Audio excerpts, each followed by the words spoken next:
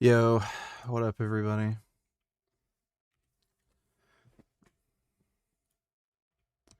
I gotta watch those couple videos from last night. Give me a second. Listen, repealing Obamacare is not going to be easy. Passing a simple flat tax and abolishing the IRS is not going to be easy. But if we stand with the American people, we can do it. Dr. President. Thank you for including me in the debate. Governor Bush, I want to... Yes, yeah. You have said illegal immigrants, quote, broke the law. What does that mean to you, and how does that inform your approach to immigration reform? Great question. Egypt is a mess.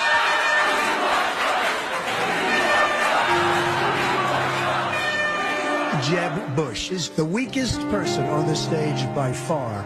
Jeb is a waste, and everybody knows it. He is so weak, it's laughable. Jeb is a mess. Jeb is a waste. Jeb is a mess. Jeb is a big fat mistake.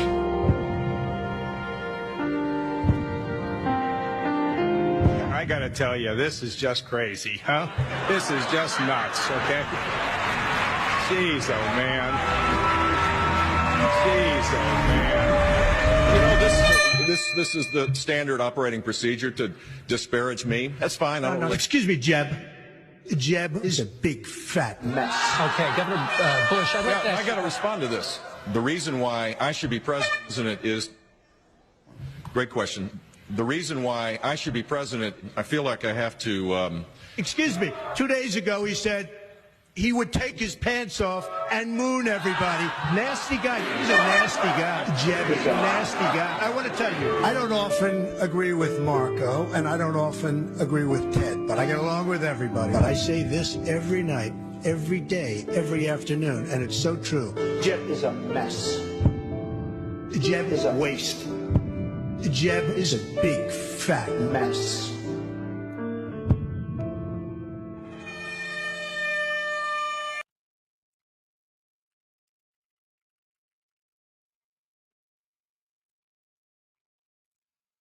You gotta see that one video. That was just fucking retarded.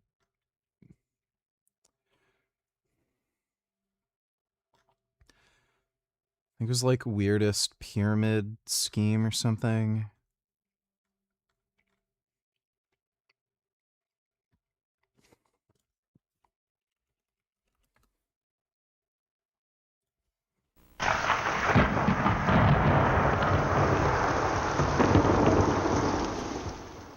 Dream. A series of thoughts, images, or emotions occurring during sleep. These kinds of dreams are only a part of your life while you're sleeping. Like most people, we cling to these dreams. Okay, kids, the burgers are ready. Hey, Banana emoji, yellow heart emoji. Thanks for the donation, Vegan Gains. Biggest fan. Appreciate that. When are you getting back to vegan debates? Not for the foreseeable future, and nobody wants the smoke. Ready?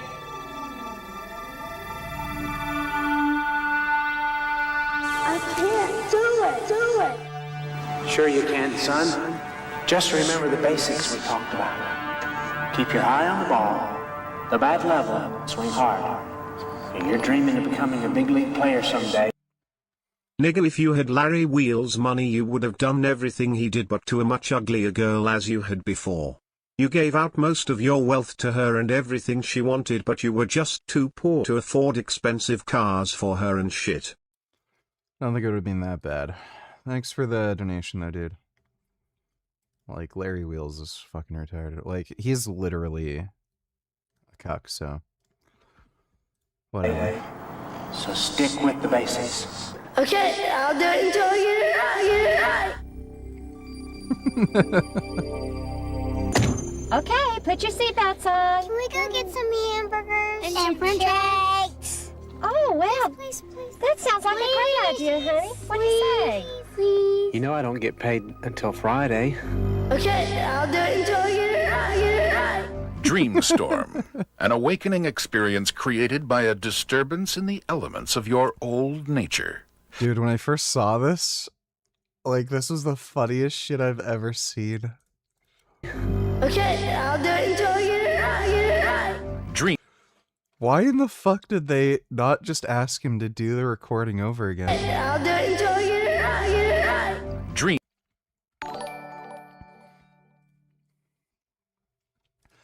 21st Century Tellers, the only difference is you don't have a cuckold fetish, but you still act like a cuck towards every girl you have. You thought you'd learn your lesson, started to lay down the law with Pat, but you're softening up real fast since you met her. Yeah, sure, dude. Thanks for the donation. I'm Mark Lowen. We start with some breaking news in the last hour. Iran's military says it has again closed the Strait of Hormuz. What a surprise. Told you it would be the Lebanon thing. Dodo, donate $2. Let me see. When the actual fuck is this? Why does this deserve 9 million views? Brain rot about Jews. Fucking unreal.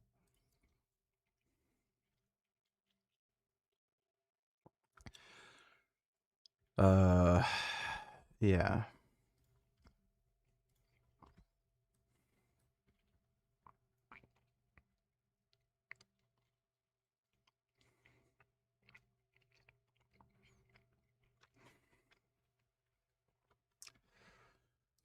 People are fucking brain dead. This is episode 29 of Viral for Trends Hacked, and a few of you asked me to try this viral scoopable cookie. So here's a vegan gluten-free substitute that's super delicious. For your egg substitute, combine flax meal with water and let that sit for about 10 minutes. Then sift gluten-free flour, almond flour, baking powder, baking soda, and a pinch of sea salt and mix that well. I like to bake gluten-free because I love the nuttiness that comes from the almond flour. Into another bowl, combine vegan butter, coconut sugar, and brown sugar. Add your flax egg, vanilla extract, the flour blend, and combine that well. Add in some chocolate chips or chopped up chocolate. When you're done, roll a ball of dough, stuff a few chocolate chips inside, and cover with another small ball of dough and press them together. Bake that for about 25 minutes, let it cool, and serve with vanilla ice cream. Enjoy and follow for more plant-based. I mean, it's just chocolate chip cookies. President Trump's multi-million-dollar makeover of the Lincoln Memorial reflecting pool is not going swimmingly. Last month, the pool's original... Hey, thanks again, dude. Mango emoji, orange heart emoji. Appreciate the donation, man. Thanks. Oh. Oh.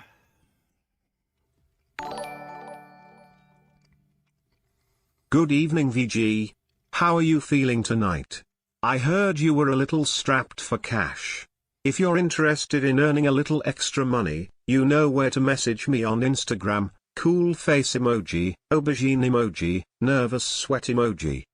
There's nothing Frank Tufano about it. Maybe kissing face emoji, embarrassed smiley face emoji, hugging face emoji, cool face emoji, steam locomotive emoji. All right, well, thanks for the offer. Appreciate the donation, James. Stone flooring was coated with a sealant and a, quote, industrial-grade variation of swimming pool liner. But now... Hey, VG. Did you know that Toy Story 5 is in theaters now? Are you going to see it like you saw the last 3 and 4th? I can't remember if I saw the 4th one. I'm not going to see it in theaters. I just don't go out to the movie theaters anymore. But, you know, when it's out on streaming, I'll watch it. Thanks for the donation, Dodo. Videos show the new blue surface, which was handpicked by the president, is peeling. And earlier this week, workers were seen dumping bottles of hydrogen peroxide into the reflecting pool following an algae bloom. The Interior Department says the water is now, quote, crystal clear, and it will use a special tool to keep the algae from returning. CBS News senior national correspondent Mark Strassman joins us now from the National Mall. Mark, what you see? How's it looking? Hey, Lindsay. Well, first of all, props to the workers who are out here all day today. A federal holiday, a hot day, and they were out trying to clean this thing up, trying to clean the muck out of it, because, as you know, President Trump wants this to be American flag blue, and it's looking more like a Shrek green or a Grinch green, but a long way from blue. And the issue, of course, is how do we make this vision come to life? And so it looks more like what the president wants and less like what everybody else can see for themselves. And were a couple of no-bid contracts that were put out. The original budget was $12 million. It was $2 million. It ballooned to more than $16 million, and the color is still not right. Now, the Interior Department will say, look, this is just a leftover algae from the pipes when it was just sitting around for a while. But so far, it's not gone the way everyone expected, and it's probably not going the way anyone wants. Lindsay? Okay. All right, well, that's not going to plan, it looks like. Concerned about this election day. I think anyone who has a strong stance, a pro-union stance, a pro-labor movement stance, anti-AI stance. I think that if we don't do something to regulate AI, it's going to come back to bite us really badly. I think it already is. I think it's important for somebody to know the ropes and how things work in the government and to be honest about it with voters and with themselves. Early voting ends tomorrow. Election day is Tuesday, the 23rd. And we have a full voter's guide on the primaries on our website. There you can find. Okay. Dodo, any tellers, when is the Coach Colton video? VG also react to this. Medieval Europe can't.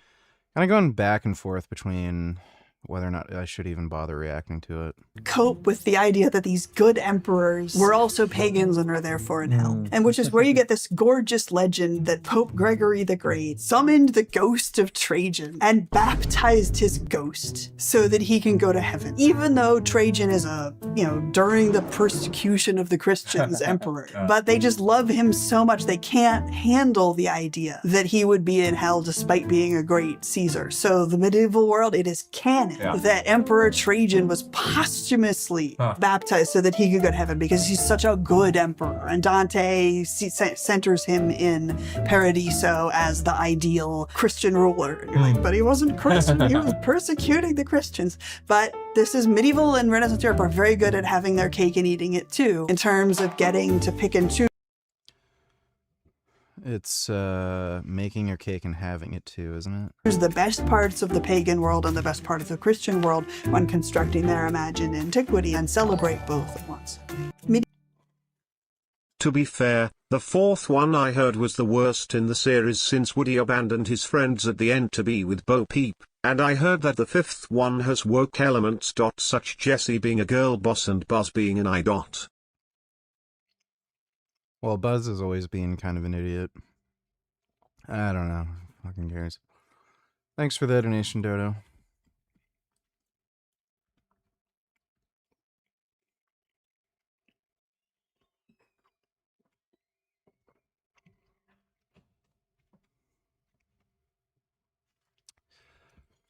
Huh.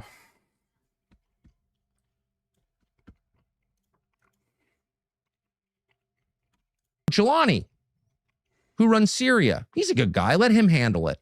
He'll do it in a more measured way.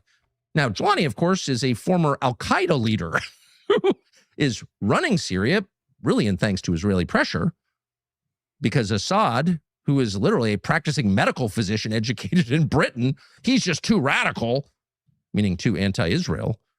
So we have to have the former al-Qaeda. Is he really saying this? Al-Qaeda leader, Al-Qaeda, which they told us did 9/11. I don't know if you remember that. Remember those 19 Arabs with box cutters who killed 3,000 Americans? That was the story anyway. One of those guys is now our ally in Syria. And by the way, that guy, the former Al-Qaeda leader, he's just a more reasonable person. He's just more humane than Benjamin Netanyahu. I mean, I like them all. They're all good guys. But really, if you're looking for humane treatment of civilians, you got to go to the Al-Qaeda guy, not the Israeli prime minister. That's what the president said. It's unbelievable. If I said that, which I don't know if I would say that. Is that true? I don't even know. I have maybe less faith in former Al-Qaeda leaders than the president does. But if I said that, it would be anti-Semitism. What are you saying? Well, Trump is saying that the Israelis are such inhumane savages who do not consider non-Israeli life fully human. That's true, by the way, obviously. That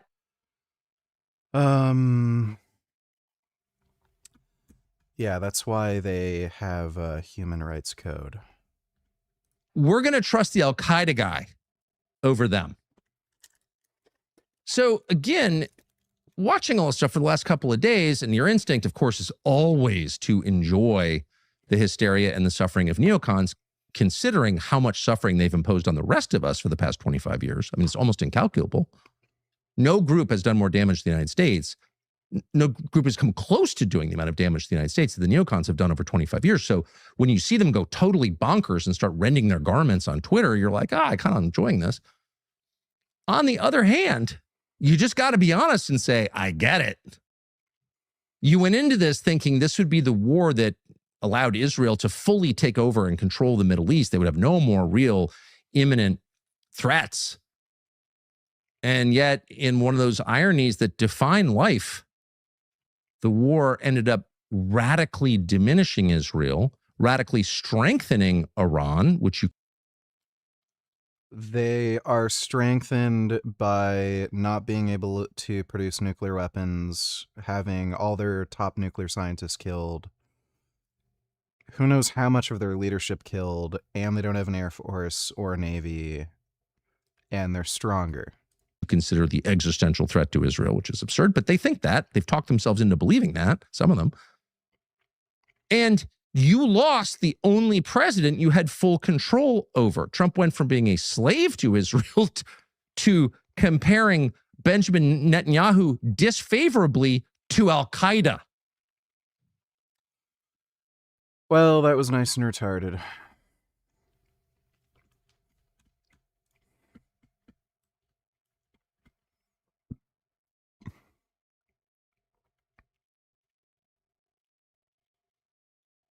I mean, that was obvious. That's why the whole Lebanon thing was in that peace proposal. State TV has broadcast a statement by Iran's Central Military Command saying the closure was in response to Israel's attacks on southern Lebanon, describing them as a breach of Tehran's agreement with the US. Let's bring in our Middle East correspondent, John Donnison, who joins us from Jerusalem. John, not just a breakdown in the peace deal between Iran and Israel, or the ceasefire, but now potentially also in the peace deal between the US and Iran.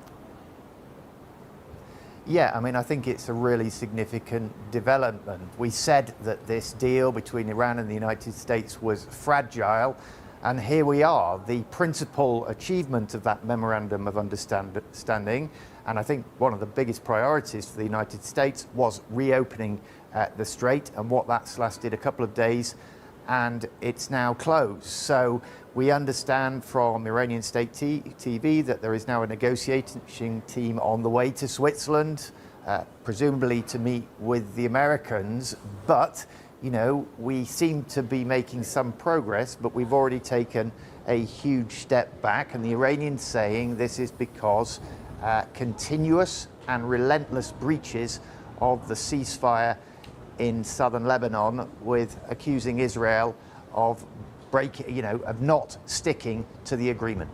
John, just worth reminding us once again of the importance of the Strait of Hormuz to global shipping and the global economy.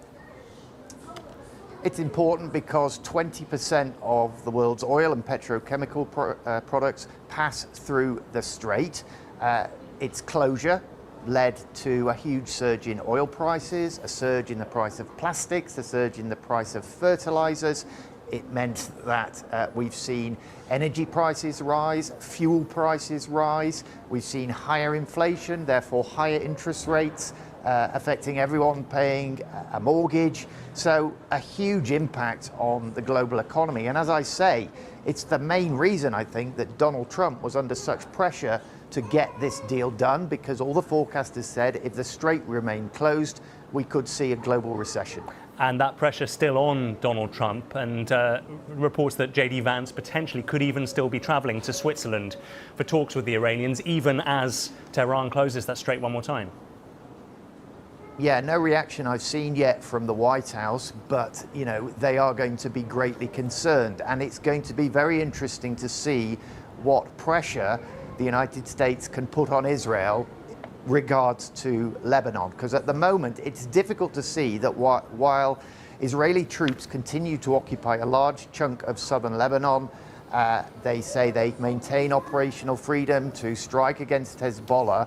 it's hard to see why there aren't going to be continuous breaches of a frankly non-existent ceasefire in southern Lebanon, and that is a key demand of the Iranians. So what are the Americans going to say to the Israelis after, frankly, some of the most striking criticism I've ever heard? Well, like, Trump's a fucking idiot. Like, this whole thing is so stupid. So, like, the deal is, oh, Israel can't strike back at fucking Hezbollah no matter how many fucking missiles they fire? Like... That is not true. Buzz was one of the smartest characters. In the original trilogy, just because he thought he was a real spaceman and not a toy does not mean he was dumb. Just watch this video at 2.34. 50 mark.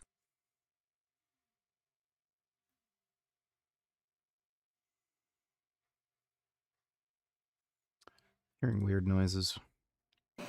We want to thank the movie-going audience.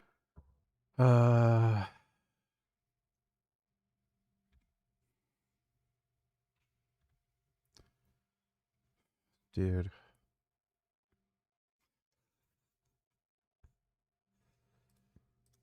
But the way the other toys react to Woody not having This is what you've done with Buzz Lightyear. Hey, remember in Toy Story 3 when all the toys were getting hysterical and he took charge of the situation? Sarge was right. Yeah, and Woody was wrong. Wait a minute, hold on. This is no time to be hysterical. Should we be hysterical? No. Yes. Maybe, but not right now. And really? You're just making him push the buttons on his chest to tell him what to do? You can't just let him think for himself? What are you doing? What is this scene? What have you done to Buzz's character? Okay, you know what? Okay, thanks for the donation, Dodo.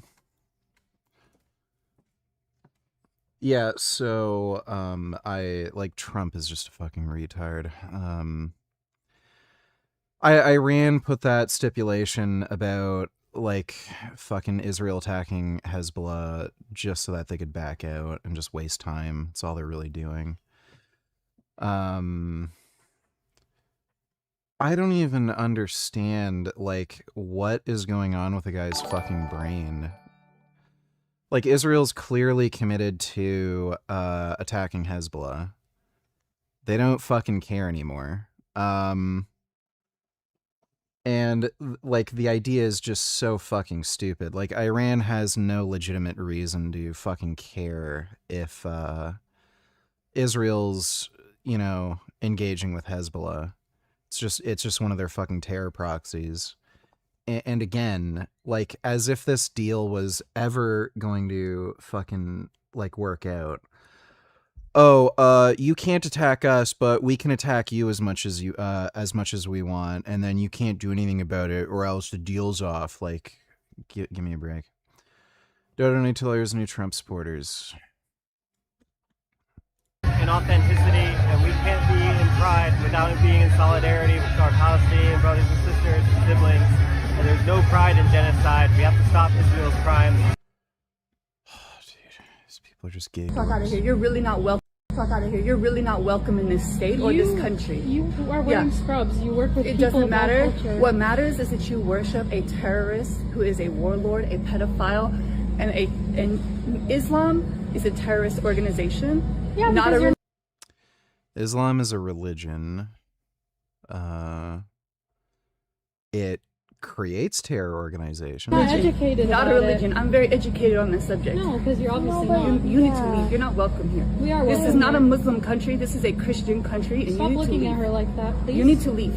You need to leave. You're not welcome here. We have citizenship Why do you work here. in healthcare if you're I'm pretty sure.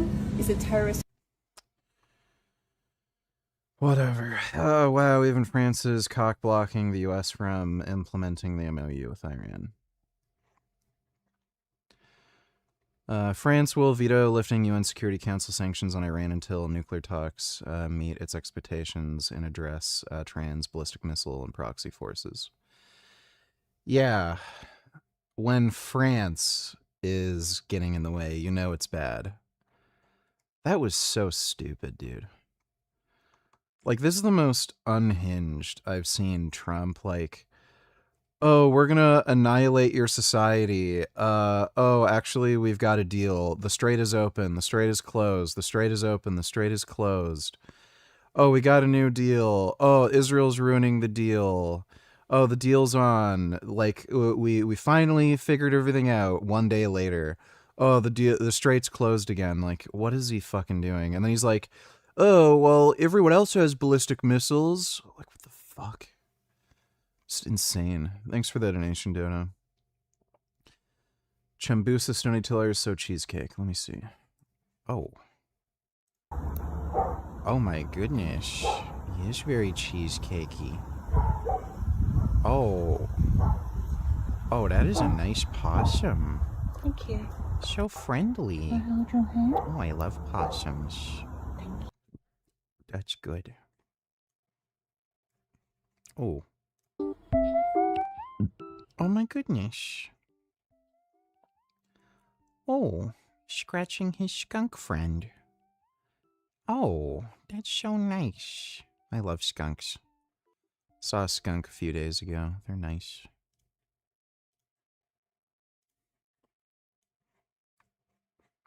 Oh. What kind of Pokemon is that? Wow. That's a nice Pokemon. My goodness. Oh.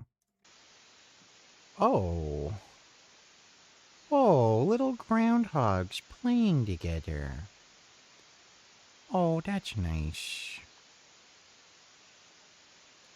Oh, wow. Those are nice, handsome chonkers. Wow.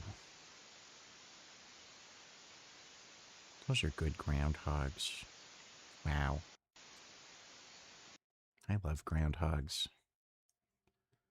Oh. Oh my goodness. Wow. Look at them doing groundhog stuff. Oh my goodness. Wow. So groundhoggy. Oh my goodness. That is good. Thanks for the donation, Chambusis. Heard of Israel by the United States over the past week. What are they going to say to try and calm things down? Yeah, we wait to see Donald Trump's reaction, likely to be a post later, I would have thought, on Truth Social. John Donison in Jerusalem, for the moment, thanks very much indeed. Well, as John was saying, the Israeli military says it has been striking Hezbollah targets in South Lebanon in response to overnight attacks, despite a ceasefire announced less than 24 hours ago. Well, these are live pictures from Nabatea in southern Lebanon. Israel says more than 50 projectiles were launched at Israeli Defense Forces troops by the Iran-backed militia group in the south. Lebanon's Civil Defense Agency says ongoing Israeli strikes on the Nabatea district have killed 16 people. From Lebanon, Hugo Bashega reports. Recent promises of peace in Lebanon have often ended in more war. A country under attack also feels under siege. The country isn't under attack. Hezbollah is under attack. What the fuck? They're not at war with the Lebanese army. And Nabatea is hammered again. We've been here for about 10 minutes and there's been a wave of very intense Israeli airstrikes. We've just heard another one and we can see the plumes of smoke rising from the locations that have been hit. And now there's also the sound of an Israeli drone flying in the distance. At this hospital, the ambulances arrive but only bring the dead. They are left on the floor of the morgue, already full. These men are exhausted, counting the losses of this war, but never losing hope. Are you tired? Of course we are tired, but this is nothing when you save. Buzz Lightyear is smarter than that woman. By the way, that guy explains how truly smart Buzz is at the 2.4435 mark. Situation. Sarge was right. Yeah, and what do you just you the cares and buyers for the after film as for those or maker he talks they really overseas can have some flush act.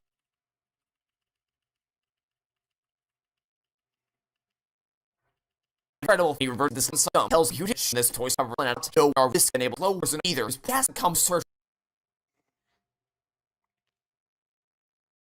on discovering Woody was in danger. Remember in Toy Story 2 when he sees Woody being kidnapped and leaps out the window to get him back without even a second of hesitation? Or how about Toy Story 3's pulse-pounding climax, when Woody's good-hearted nature will not allow him to condemn Lotso to death, even after all the horrors he committed in the tyrannical society that he crafted under the guise of Sunnyside Daycare, he won't let him get shredded up because that is how kind-hearted he is. So he drops down from the safety of the magnet and risks his life to free Lotso from under the weight of the golf bag. But if Woody's gonna put himself on the line to try to free Lotso, then so is Buzz. It's not even a question. There is no thought process here. He doesn't even hesitate. He immediately drops down because, as he puts it, Woody once risked his life to save me. I couldn't call myself his friend if I weren't willing to do the same. Their relationship was consistently phenomenal throughout the series. Neither one would have left the other behind if they were in danger, no matter what. They were willing to risk everything for each other, and if Woody was going down, then Buzz was gonna go down with him. Buzz never had a single moment of hesitation if Woody was in danger and needed his help. So now, let's compare these masterful scenes to this schlock.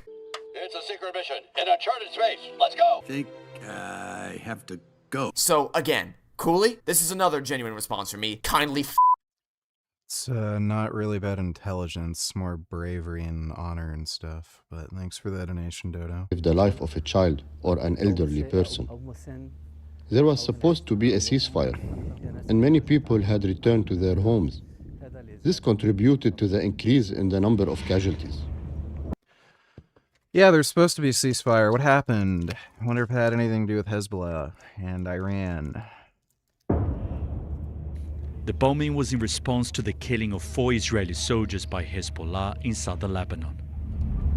As we leave, we see a motorbike still on fire and the risky mission to retrieve yet another body. There's now a new ceasefire, but a lasting truce remains elusive. Yesterday, we had a rare chance to see the part of Lebanon that is under Israeli occupation on a humanitarian mission of the Order of Malta. Israel says it has no intention of pulling its troops out of Lebanon. It wants to create a security zone along the border, free of Hezbollah. We saw the Israeli military presence, but were not allowed to film much of the journey. There's nothing left in Shia villages. Families who've been forced to flee may never be able to come back. The piles of rubble are now a symbol of destroyed buildings, broken promises, and lives. Hugo Bashega, BBC News, Southern Lebanon. Well, so much for that. We have a deal with Iran. The only problem is that nobody seems to understand this memorandum of understandings, and everybody seems to be confused about what's going on. On the one hand, everybody celebrates. The next day, Iran says that the U.S. is not complying. The U.S. is now saying that Iran isn't complying. The whole thing is chaos, it's mess, and it's confusing. But it's actually pretty simple and predictable. All you got to do is look at the global chessboard, and you'll see that none of this is surprising. Because when this whole thing started, Trump embarked on this journey not to help the Iranian people, unfortunately. It wasn't even to help the Israelis. It wasn't about the Epstein files. Trump had one agenda, and the same one he had for many, many years, which is to limit China's ability to buy cheap energy. If you squeeze China on the energy, well, China's going to sing whatever you want. Now, ironically enough, that's literally what happened to Trump, because as he quickly found out that Iran was not Venezuela, and then the whole thing basically went tits up. Because here's the deal. The Iranian regime really doesn't care. They don't care about nothing. They don't need an air force. They don't need a navy. They don't need infantry. They don't need air defenses, and really don't care how many people die, how many people starve. They really don't care. As long as they survive in their little bunkers, you can keep bombing them into Timbuktu. They'll never surrender. And in the meanwhile, all they got to do is strap a little grenade to a $1,500 drone, bomb one ship that goes to the Strait of Hormuz, and the Strait of Hormuz is closed with a $1,500 drone. You don't need the Navy to do that. So Trump basically started this war thinking, well, 2-3 days of bombings, and they'll just kind of run to me and make a deal.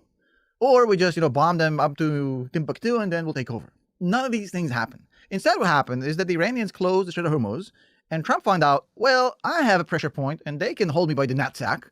And now Trump is saying, well, guys, oil isn't flowing, which means You debate Destiny on why he should be vegan in order to trigger conservatives because J.D. Vance and half of Trump's cabinet is on a carnivore plus yogurt and sauerkraut diet. I think I'm done debating Destiny, dude.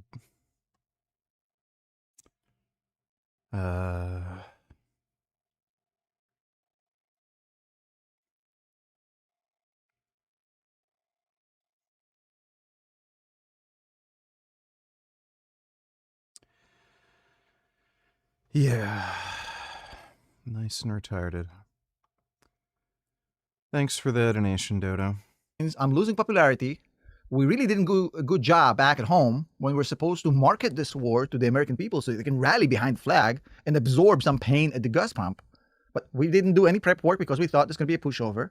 And now, nobody wants to pay this extra money for gasoline. And this is a very unpopular war. And the world is running out of oil reserves. And Iran also can squeeze the other choke point, which is Bab el-Mandeb, which leads to the Suez Canal, and make it even worse. So now Trump is basically faced with the same situation that Mike Tyson described back in the 80s. Everybody's got a plan until they get hit in the face. And now the plan is, forget about China. All we got to do is keep the oil flowing. Let's reopen the Strait of Hormuz to help with the Israelis, to help with the Gulf countries, to help with everyone. Just reopen the Strait of Hormuz. Here's a bunch of money. You can collect fees, whatever you want. Just leave us alone. Let's go back to what we had before. You guys can get a lot of money. And my bad. Essentially, that's what happened. Now, here's the thing. You know, I really hate how writers like that Cooley are ruining our favorite characters like Buzz. Yeah. It's not good. Thanks for the donation, Dodo. Dodo donated $2. This is episode 15 of I'm Still Vegan series, where I'll be spotlighting non-vegan restaurants that have great vegan options. I'm in Toa Payoh, Lorong 8, Hokkasena, visiting the only veggie lok lok spot in Singapore, Mini Green. Lok lok is basically a street food with a wide variety of protein and vegetables skewered on sticks, which is then deep fried, dusted with seasoning, ready to be dipped in different types of sauces. There was an insane variety of vegan ingredients here, ranging from vegetables, mushrooms, tempeh, bean curd, and more. They also have dry or soupy noodles alongside 5 different types of sauces. My favorite was definitely the classic chili. The noodles were springy. We started with a vegan seafood tofu dipped in chili. It was so good. My favorite was definitely the bacon wrapped enoki mushrooms that was identical to the real thing. It tasted so yummy. The fried oyster mushrooms were phenomenal, but keep in mind all of these are deep fried, so you get full pretty fast. The broccoli was good, and then we got 2 different types of bean curd skin that was super crispy. One had a vegan fish paste filling inside. Literally everyone who walked past us were curious about the food we were having, and some even asked us where they can find it because it looks so good. Follow for more plant-based recommendations.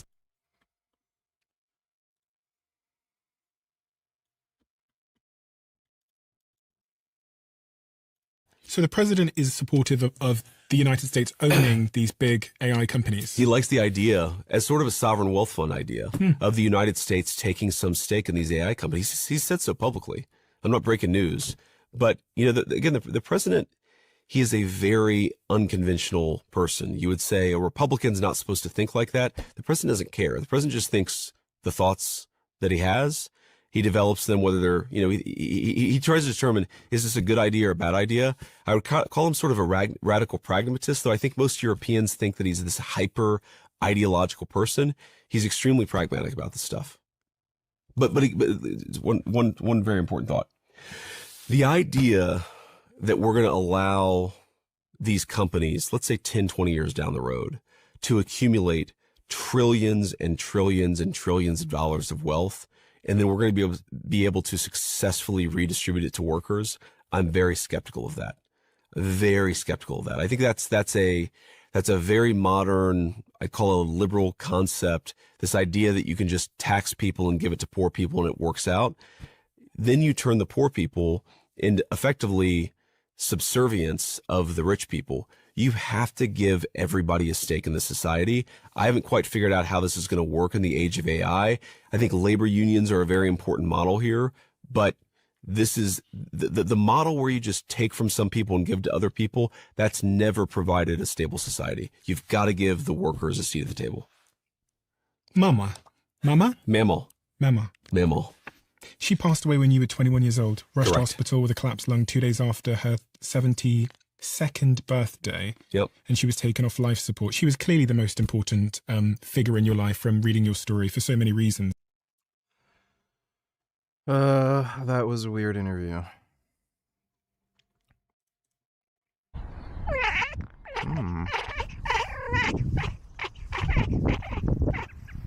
Oh.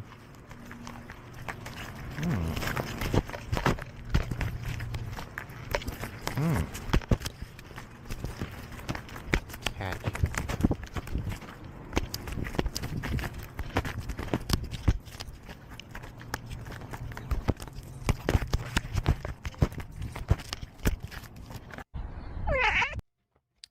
It's a good cat.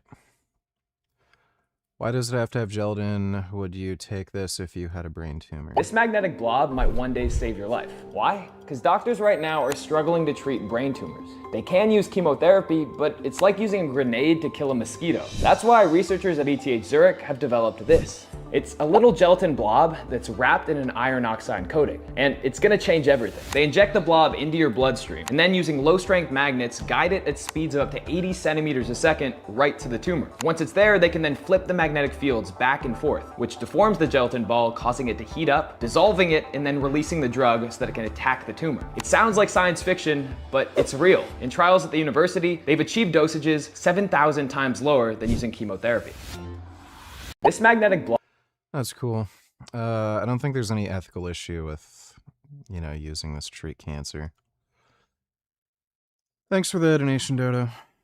That's not good news, certainly for the Israelis, because it almost guarantees that Iran, from this point on, if this deal solidifies itself into a full-term deal, Iran is now guaranteed a pathway to a nuclear weapon. Because once Trump finishes his term, the next president, which is likely to be a Democrat, is going to be way less aggressive with Iran, and Iran is going to just restart their nuclear program, knowing full well nobody's going to go to war over that. So by signing this deal, if in fact this deal becomes permanent, well, Trump basically guaranteed Iran gets a nuke, which is bad news for the Israelis. It's bad news for the Gulf countries, certainly for the Saudis and the Emiratis, right? And that's not a good thing, right? Now, of course, this whole thing might be a massive con. And I'm not excluding this 100%. I'm saying that if you wanted to lull the Iranians to sleep, you'd fabricate a very public beef with your partner, with the Israelis, and go all out to sell this beef, letting the Iranians think they won, essentially getting through the next few months, getting through the World Cup, getting through the summer, getting through the midterms, and then letting all hell break loose because now the midterms are no longer a problem. Now, the likelihood of this, I don't know if it's high or low, but my opinion is that's only viable if you intend to replace the regime. If all you're doing is resuming the bombing campaign from the air you were doing before, it's not going to achieve diddly squat. We just seen that play out, right? So this is only viable if Trump has full intent to replace the regime in Iran, just like he did with Venezuela. In that case, yeah, the con can be a good idea. The only question is, whose boots will be on the ground to do that? Because there is no way you can do this from the air. And we've seen that play out. So whose boots will be on the ground if this con is intended to lead to a massive campaign against Iran and change the regime? Do I think Trump has enough balls or political clout or desire to put U.S. troops on the ground in Iran after what happened with Iraq, after what happened with this war? I don't know. What's more likely here is that Trump is amending his strategy. He's now saying, look, this is a shit sandwich, right? Let's first get out of this. There's no reason for us to fight this war. We really don't need to. Here's what we're going to do. We're going to back out, okay? We're going to stop this. We're going to restart the flow of oil, right? We're going to basically bring it forward so that people have oil, the gas prices come down, et cetera, the stock market stabilizes, et cetera, et cetera. But, okay, we're going to turn this, instead of a head-on war with Iran, we're going to turn this into a war of attrition. Because guess what? The Saudis, the Emiratis, and the Israelis, they need Iran to have a regime change way more than us. So let's help the Saudis, the Emiratis, and the Israelis. Let's arm them and give them support like we do in Ukraine against Russia. And let's have all those Gulf countries with the Israelis bleed out Iran slowly through a war of attrition, maybe a year, maybe two, maybe three. That way, if this thing goes south, it's the Israelis who are doing it or the Saudis, it's not us. We're not going to take the blame. And if it succeeds, we get to squeeze China without doing any more stuff to cause political harm back home because the war is highly unpopular. So I think what's happening is Trump is transitioning into this proxy war, which he's going to engage through the Gulf countries and the Israelis, which is going to be a combined war. It's going to be economical because he understood after. Fun fact, Buzz is so dumb in Toy Story 4. He does not even know what a conscious is at the 1.54.59 mark.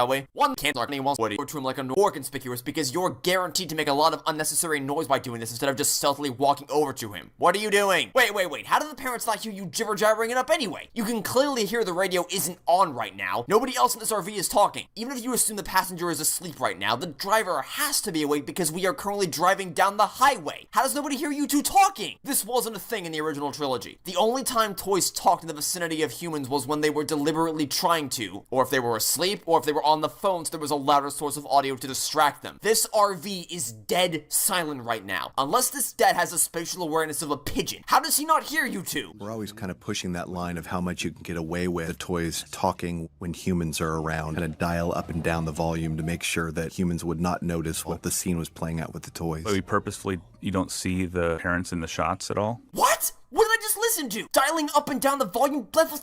What? The RV is literally dead silent. There's nobody else talking in the vehicle. There are no other cars on the road. The radio is turned off. The GPS isn't giving directions. It doesn't matter how quiet you try. That's great. Thanks for the donation, Dodo. To this one, that the economical wars is where it's at, right? And it's obviously going to be through a lot of sabotage, electronic warfare, etc., hacking, and obviously military operations as well. So the first order of business is that you'll see the Gulf countries essentially start building a pipeline that's going to bypass the Strait of Hormuz and the Suez Canal, all the way from the Saudis to the Israelis, and then to the Mediterranean, and then to Europe, etc., etc. That also is going to solve the Turkish problem. If this thing plays out, Turkey is going to be a major part of the flow of this oil pipeline, which makes Turkey and Israel aligned on their interest for the first time in a long-ass time, and that's exactly what Trump wants. Turkey, Israel, Saudi, Emiratis, and India all playing together to push out Iran, China, and Russia and sideline these countries through a new economic corridor, and also bleed out Iran in the process, economically and militarily, etc., etc. Now, is this the best plan ever? Probably not, but once you got punched in the face and now you're readjusting, that is the next best thing you can do, unless he actually wants to put boots on the ground, which I highly doubt. So I think this is what's playing out right now. I think the Israelis understand that they're being kind of thrown under the bus and they'll have to do it alone, perhaps with some American support, maybe not as much as they'd hoped so. But I think the end of the process here is that Iran still has to face the harsh truth. The harsh truth is their government and their regime cares zero about their population.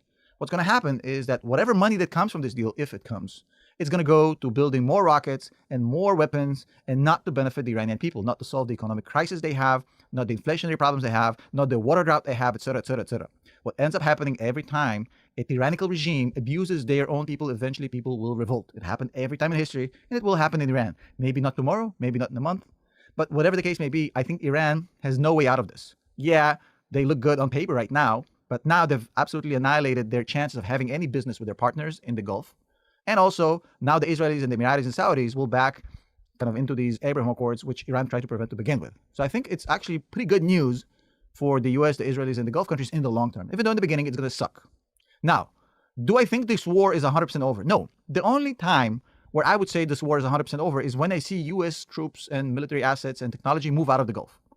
So far, since this whole thing started, the US strength in the Gulf, the amount of military technology and military assets have only increased.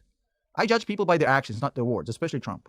So as long as the US builds up military power in the region, I'm not even convinced this is the end of this round yet. So hold on to your popcorn, get ready. We'll see. Trump's a retard, so. From a result. Like, just look what happened with Afghanistan. His whole negotiation with the Taliban in Afghanistan was just completely disastrous, so I'm not gonna hold my breath for anything good. Resounding victory less than 2 years ago to some of the lowest approval ratings for the UK Prime Minister Keir Starmer, who is now coming under intense pressure. Some MPs are asking for a change. So what's happening within the Labour Party? Joining me now is former High Commissioner for Canada to the United Kingdom, Ralph Goodale. Sir, good evening and thank you for your time. Great to see you again. Glad to join you. So talk to us about what do you think is happening in UK politics. It seems that the UK Prime Minister is under intense pressure to step aside. Yes, that seems to be pretty apparent. And this is a continuation of the deep instability in British politics that has been a fact of life in the UK ever since the Brexit referendum a number of years ago. The referendum was in 2016. Brexit was then implemented after a good deal of anguish in 2020. And all through that period and since, the UK has been in a state of political turmoil and the economic doldrums, as well as ongoing worries about border security and the small boats coming across the channel and so forth. And the result of that has been a rapid burn through of 6 prime ministers in that space of time. It started with David Cameron, and then Theresa May, and then Boris Johnson and Liz Truss and Rishi Sunak, and now Keir Starmer.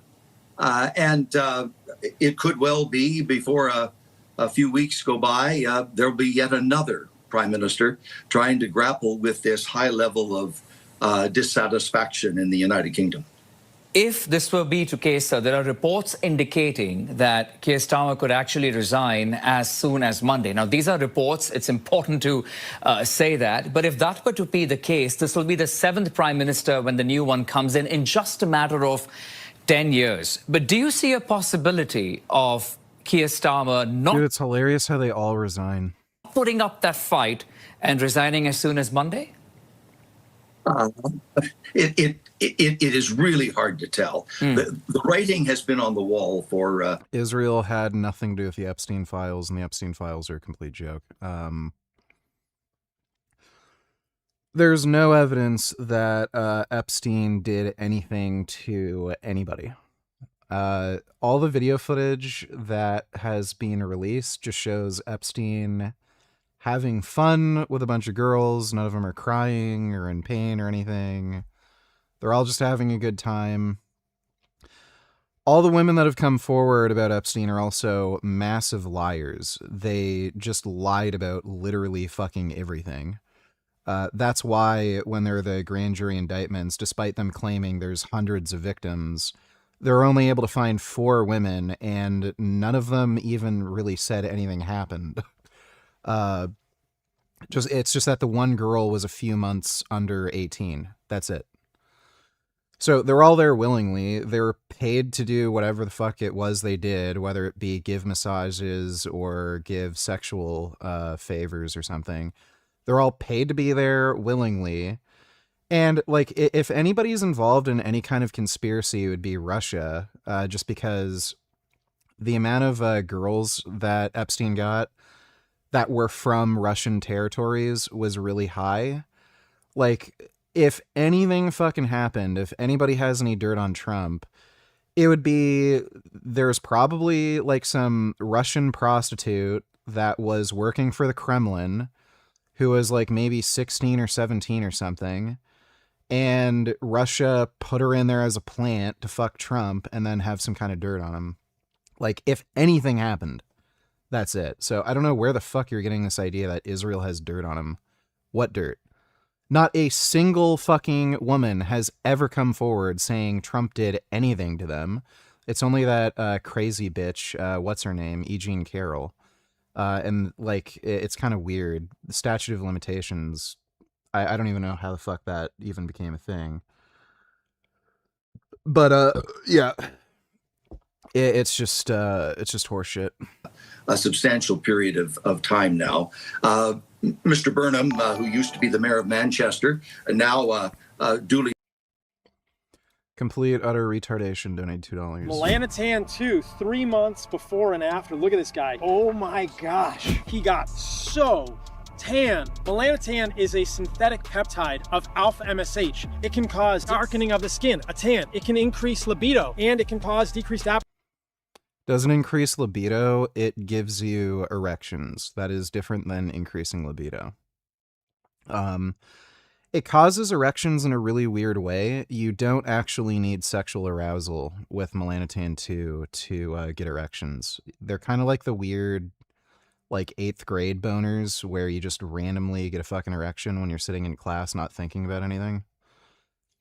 Paul doesn't even know what the fuck he's talking about. Appetite for weight loss, but it can also cause increased melanoma. It doesn't. There's no evidence whatsoever that it increases melanoma risk. So, melanoma associated with the use of melatonin 2. 20-year-old woman with Fitzpatrick skin type 2 was something dermatology. So, this is a case report. Case reports don't mean anything. Basically, the only data that exists suggesting there is a link between melanotan 2 and skin cancer is people making just assumptions based on case reports. People who are taking melanotan 2 probably spend a good deal of time in the sun, just like a lot of other people. And just through sheer statistics, you're going to come across people who take melanotan who end up getting skin cancer. Just like anything else, there are people who exercise every day who will get a heart attack. There are people who eat lots of fruits and vegetables who will get cancer. Does that mean fruits and vegetables caused your cancer? Probably not. So there's absolutely no evidence whatsoever melanotan 2 causes skin cancer. There's no viable biological mechanism, hasn't been found in any animal testing. Actually, melanotan was initially developed to prevent and treat skin cancer. It seems to likely have an anti-proliferative effect on skin cancer. So he's just making this up. He just has this ideological anti-peptide thing, and I think some of it has to do with his business. He sells supplements, right? Sort of like Greg Doucette. So he doesn't want people to take testosterone. He doesn't want people to take growth hormone or BPC or TB500 or MOTS, whatever, because then he can't sell his stupid, supplement brand. I think it's Heart and Soil or something, where like you can look through his supplement line. He has like a hair and skin and nails supplement. He has a recovery supplement, all this fucking bullshit. So, if people weren't retarded cucked morons and they understood how effective and safe drugs are versus how ineffective and expensive and oftentimes not particularly safe supplements are, the supplement industry would pretty much completely fucking collapse. All these people taking these like dumbass supplements for like boost your libido, increase your testosterone, increase your HGH, have more energy. Like there's all these supplements that claim to increase muscle mass, sports performance, all the shit. Well, guess what? There's drugs that do that. And they do it better, obviously. And they're extremely safe, oftentimes safer than the supplements because, again, none of these supplements are tested. It's just a Wild West, ridiculous market where people don't even sell the supplements they're claiming to sell. They're often mislabeled, misdosed. So that's what all this is. Kidney damage, muscle damage, brain swelling, vision loss. Okay, so another case report. Melanotan 2 resulted in systemic toxicity, including apparent symptom, blah, blah, blah. There's no evidence that melanotan 2 can cause rhabdomyolysis. This is just a fucking case report. Literally just says right here, case report. So you can get rhabdo from a number of things. If you get into a really bad accident, you can get rhabdo. Rhabdo's generally seen in people who do very high volumes of training, like track athletes, or long distance runners where you're doing very repetitive movements over hours and hours and they're relatively high stress. It's just from pieces of muscle tissue dying off and then getting into your kidneys. Why in the fuck would they have assumed that is from melanotan 2? How?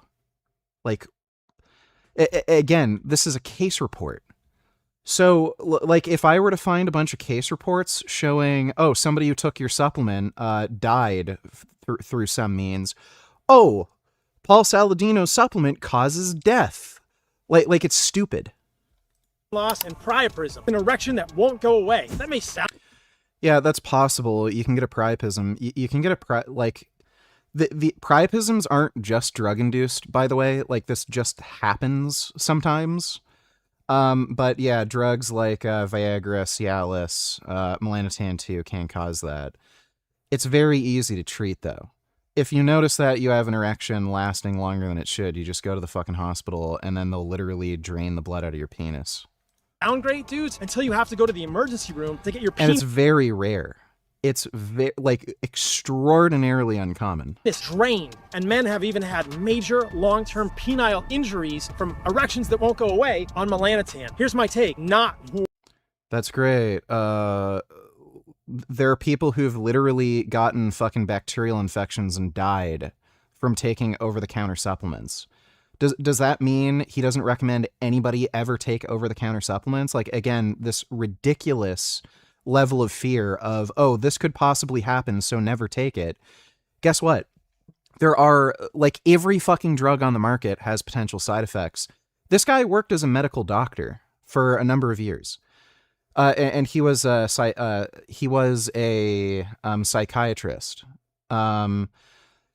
I can guarantee you this guy has prescribed, mood-altering drugs like SSRIs, antidepressants, shit like that. Has this guy ever fucking told a patient, oh, one potential side effect with these antidepressant drugs is that they can actually increase your risk of suicide. So if I prescribe these to you, you will want to kill yourself and you will go through with it and die. So here's the prescription. There you go. Like, it's just retarded. These are potential side effects that you can have. It doesn't mean they're fucking common. It doesn't mean there's a high risk. If this guy is going to have such a low risk tolerance, then nobody should buy your supplements. You can look at the stats with over-the-counter non-FDA approved supplements. They're usually inappropriately dosed. They usually don't contain the active ingredients they claim to contain. A lot of them are also contaminated with things like lead. So nobody should buy your supplements, right? And you can find a number of case reports of people getting severe infections or even dying from tainted supplements that have like some sort of bacteria in them. So nobody should take your supplements then, right? Because that's a potential risk. Worth it, guys. Why not just go in the sunlight? Get moderate sun. Go work out.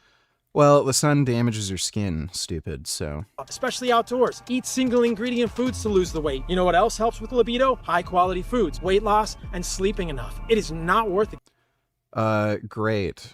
So if, first of all, melanotan 2 doesn't help with libido. It causes harder erections.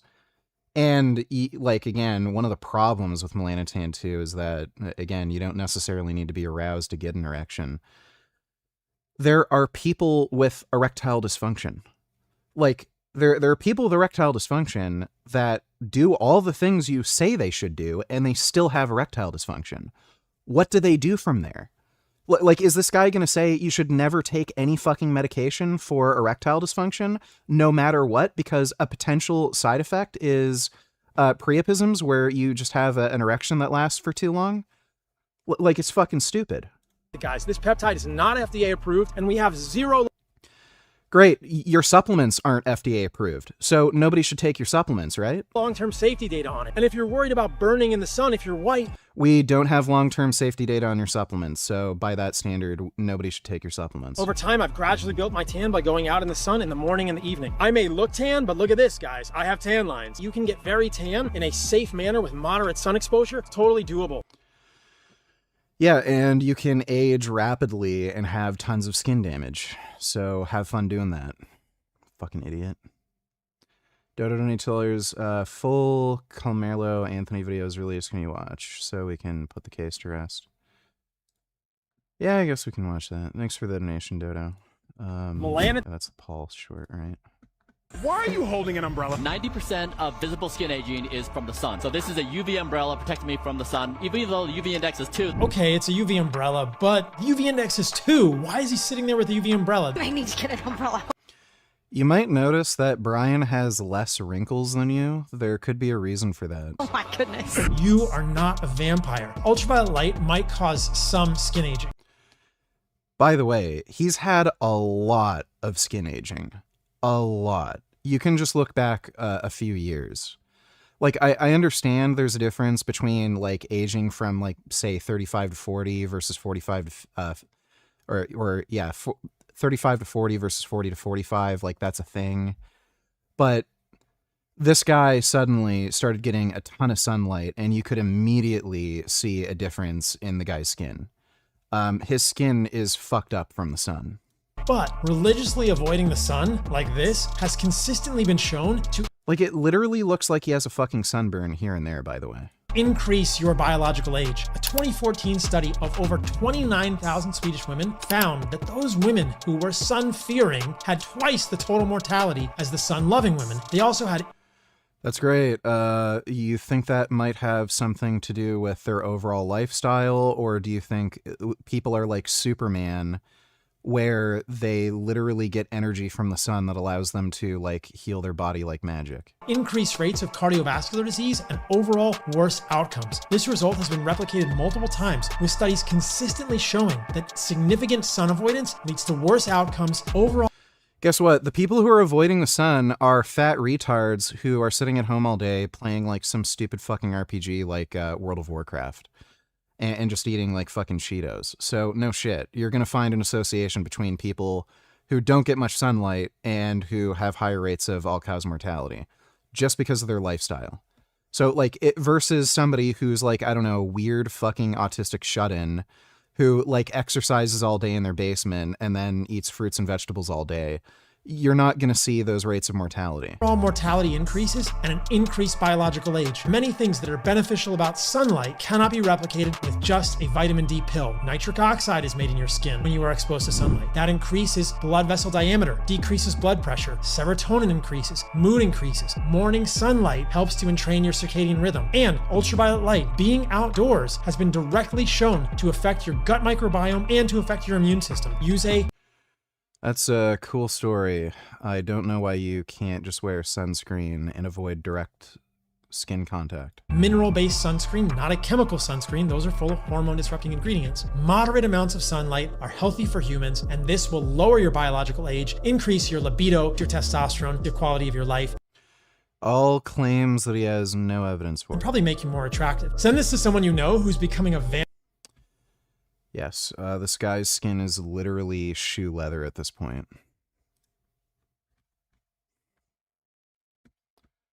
Thanks for the donation, complete utter retardation.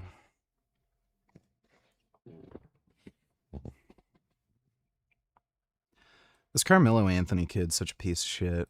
Yeah, and his whole family are just pieces of shit.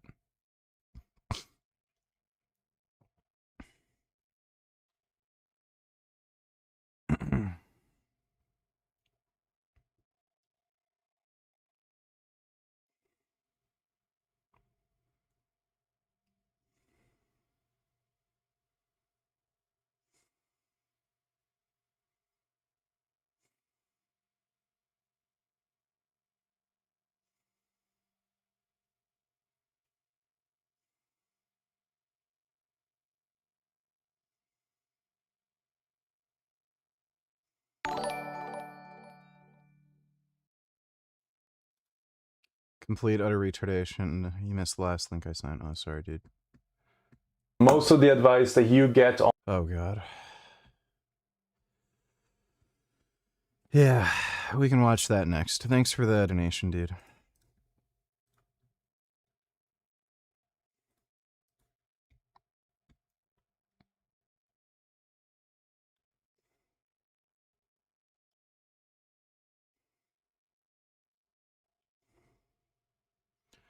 I think this was pretty quick with what happened. You can't actually see what's going on in the tent from this angle.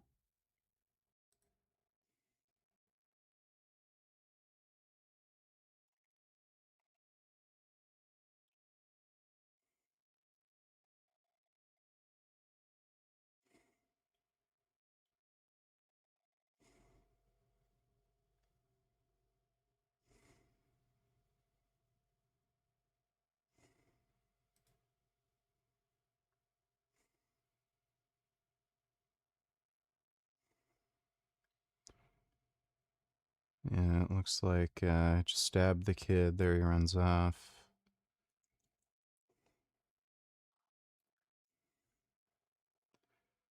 What a fucktard. It was definitely worth getting, what, 20-year sentence, whatever it was. It's fucking insane.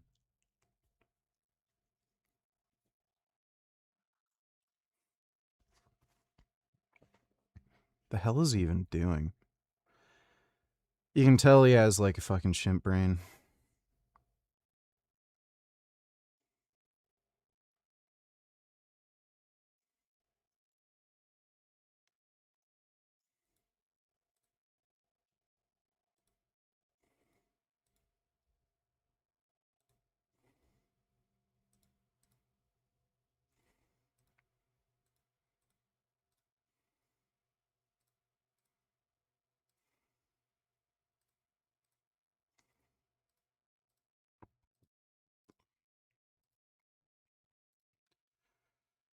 Yeah.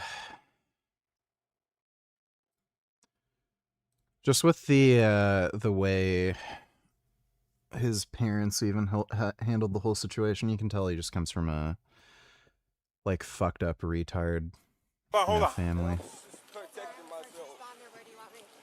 If somebody is shooting the victim, they need to be over there. Under a memorial tent. Don't reach for anything, all right, man? Stop right there for me. Dispatch 443, I got the suspects, and they're currently treating the victim. Again, he's on the north end of the stadium. Like that.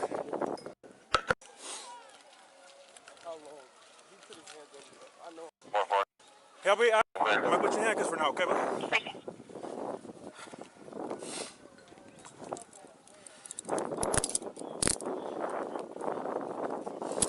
Dispatch 443, everybody can slow down. Everyone else can slow down. Hold on. You can open up the channel, and medics are clear to come in. Have them come to the northeast entrance, and then you come to the victim.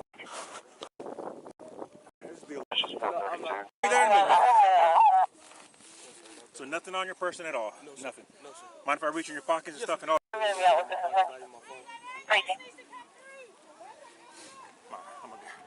a little personal there, okay? Just to make sure. The victim's going to be underneath that tent over there, so I'll get medics. All right. Victim, right now, this is the alleged suspect. Already? No. We searched them, got nothing on him. I don't know what happened. 423, that's for a little bit. Fine, this is closer. For reaching your pocket. I'm wearing some little underclothes. Oh yeah, like or in the. I'll tell you what, lean this way so you're not resting on your hands, okay? Yes. Mellow? Yes.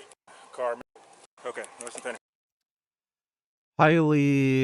Highly dumb. So very dumb.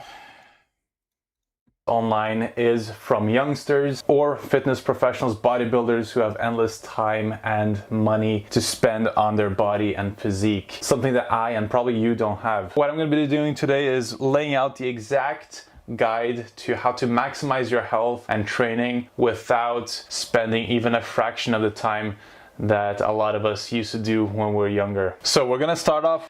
Yeah, it's easy. Take steroids. With workout. So the main thing here is to get as much as possible out of as little time spent in the gym as possible. Take steroids. Let's say we do 3 days a week times 30 minutes. Now that sounds like nothing to a lot of you. You can do whatever you want. You can do 2 times 1 hour, whatever works for you and your schedule. The main thing here is to focus on compound movements. So what are compound movements? Most of you probably know, but it's things like squats, bench press, shoulder press, deadlifts, etc. So what I always do then is I do supersets. Now you can call it supersets, monster sets, compound sets, whatever you want to call it, but the main point here is that when you do one compound move. Forgot my namification until I was done, almost done gluing one of these. I got it on sale. I think I'm going to paint and kit bash them. Some mobile suits from Gundam Wing. Oh yeah, that's cool. What do you call these things again? War Machine?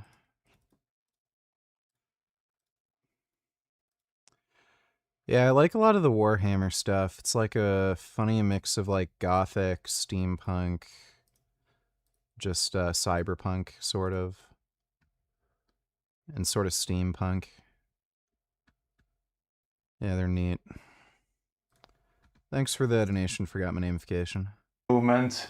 You're not resting for 2 minutes, 3 minutes, 5 minutes like a lot of the power lifters do. You are as quickly as possible moving to the next exercise. So if we're doing, for example, 20 sets on a workout in 30 minutes, then we would want to be spending no more than 1.5 minutes from one exercise to the next.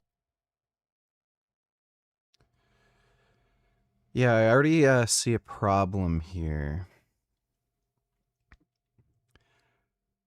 So, 30-minute exercise, 1.5 minutes in between sets. That adds up to more than 30 minutes of rest. You know, like 20 different sets God. on 1.5 minutes between each exercise. You're going to be able to complete 20 sets in half an hour. We're going to be doing unless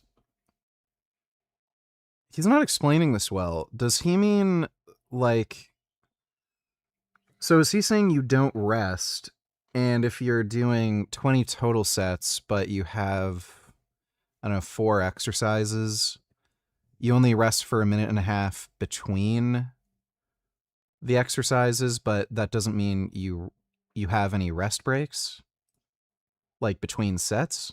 a 6 to 12 repetitions. So this is the ideal rep range in my experience. You can experiment with your own range if you want, but let's give an example of how this would work in a workout of 30 minutes then. So on day 1 we focus on the first exercise superset being a back plus triceps.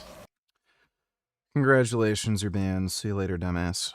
And we do that times 4 rounds. And then the next superset could be chest plus biceps plus shoulders. And that's also 4 sets. So this means that you do a back exercise, and ideally you want to do something like a pull-up, and then you go straight to a tricep exercise like a skull crusher, and then on the next one you do chest plus biceps plus shoulders. So it's a triple set, and you do that triple set 4 times. And it might be a little uncomfortable in the beginning to do it this way.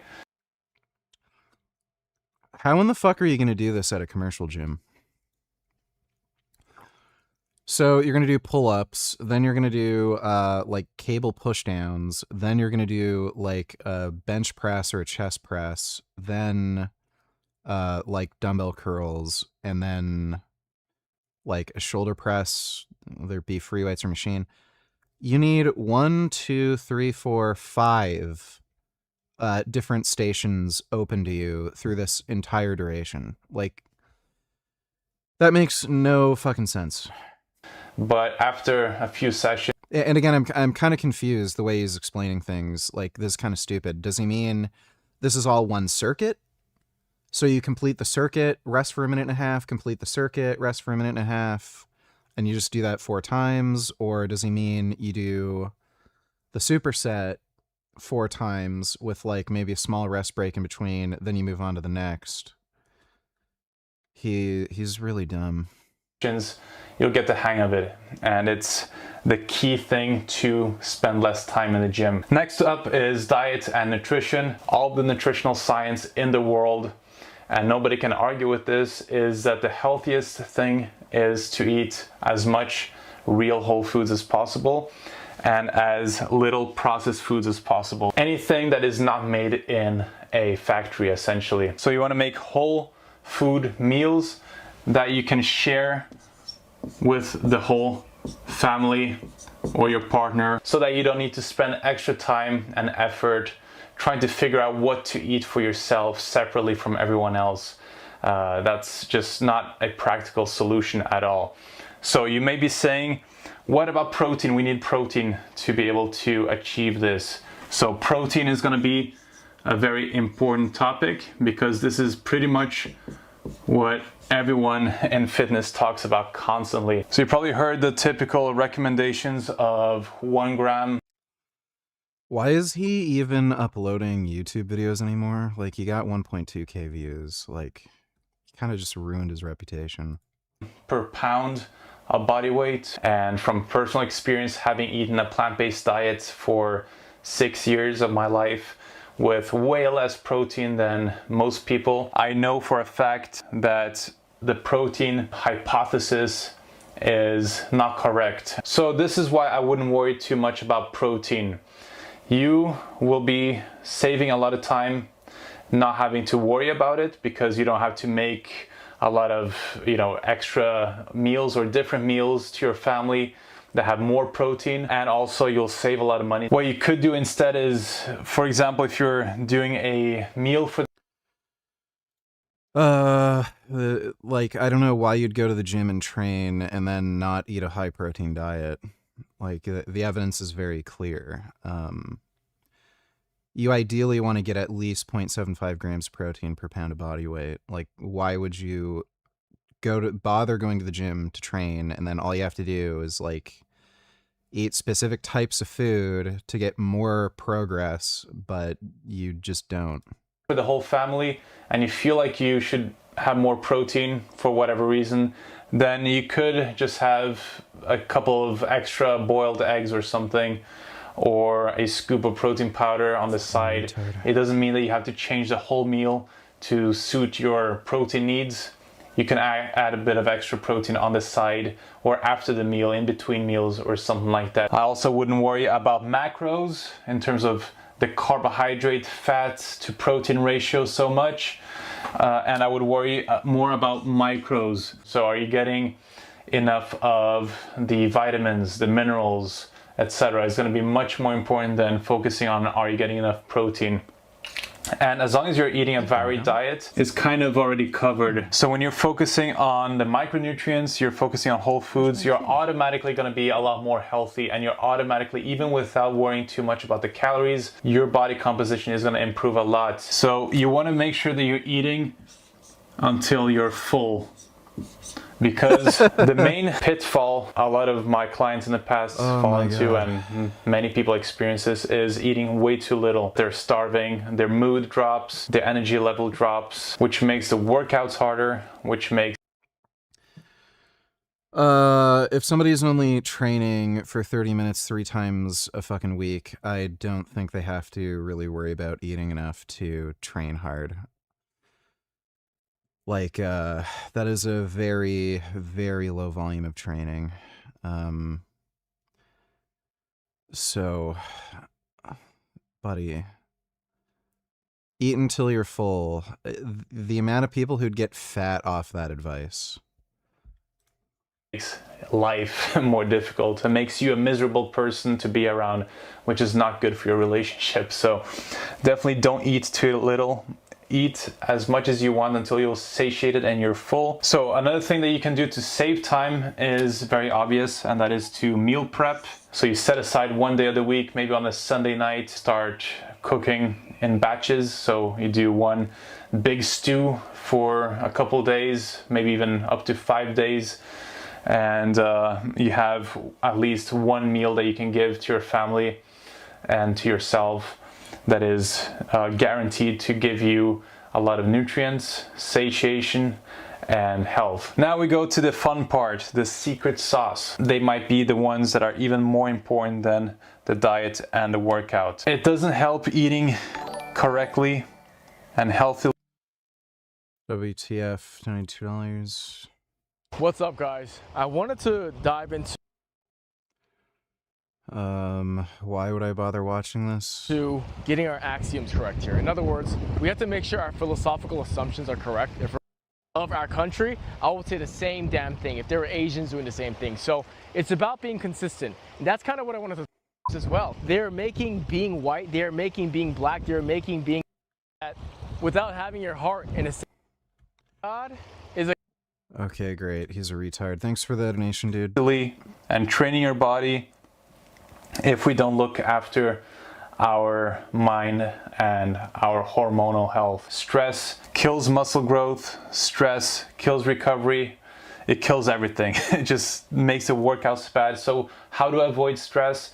It's very individual, but I want to share a tool that I've shared before many times on this channel, and that is a tool that removes stress momentarily and brings you back to a feeling of focus, a feeling of, presence, a feeling of being in tune with your body, and that is breath work. This is extremely low effort. It doesn't require a lot of time. Sitting down. Breath work is more important than diet and training. Right. How's that working out for you, dude? Down, closing your eyes, being alone somewhere, and doing breath work is going to make you forget all these stressful thoughts that you have, the negativity. It's going to bring you back into the present moment where everything is back to that tasks, and we can.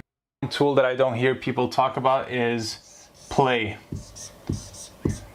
To be healthy and fit as a parent, as a very busy person, you have to have fun. If we are parents and we have children, we have one of the easiest, best hacks to increase our activity level and have fun at the same time doing so, which is involving your kids in the cooking, involving your kids in the workouts sometimes, especially if you're doing workouts outside of the gym, running, playing football or something.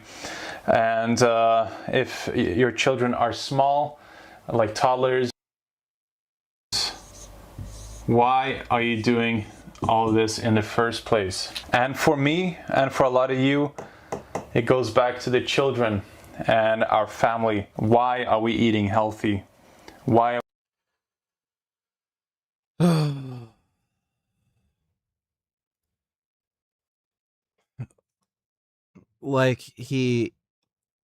If you film this and you watch it back, any sensible person would be like, yeah, there's no point in uploading this. This is so fucking boring and stupid.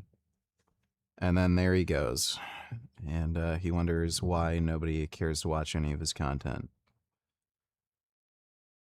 Dude, what a fucking idiot.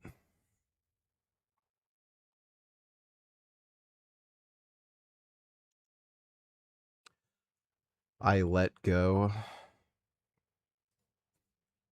I used to be a YouTube influencer making tens of thousands of dollars a month. When I became broke, I became a father. Now I have 4 children from high income, high status, or perceived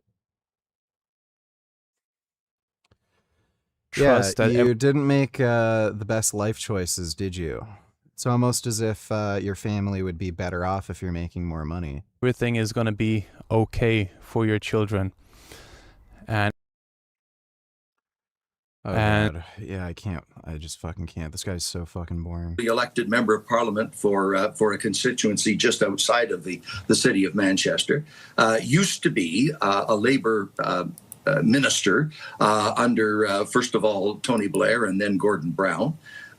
He went on then to pursue the mayoralty in Manchester, but he has been regarded as a contender for the leadership of the Labour Party now for many months. Other contenders are there, but you have to be a member of Parliament in order to challenge for the leadership of your party under the British system.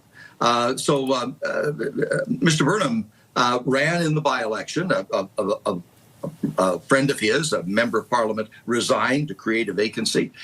He then ran in that by-election, which was just day before yesterday. He won rather convincingly in the by-election, demonstrating his ability to, for example, fend off a challenge by the Reform Party in the United Kingdom. Right. And he'll be in Parliament very shortly.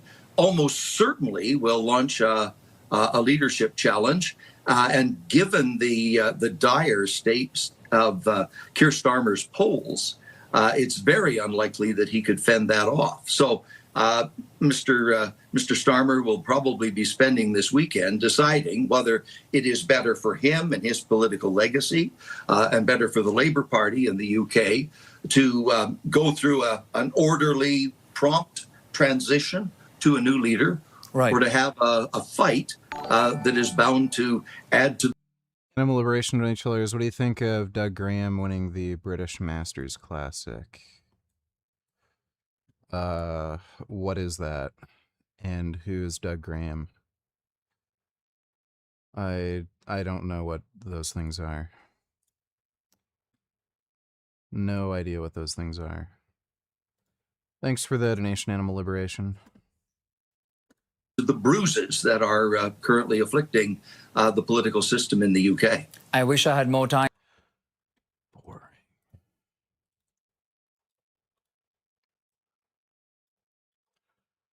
Okay, let's watch some Frank Tufano. I'm just gonna go take a piss. I'll be right back. I need to pee-pee. Ugh.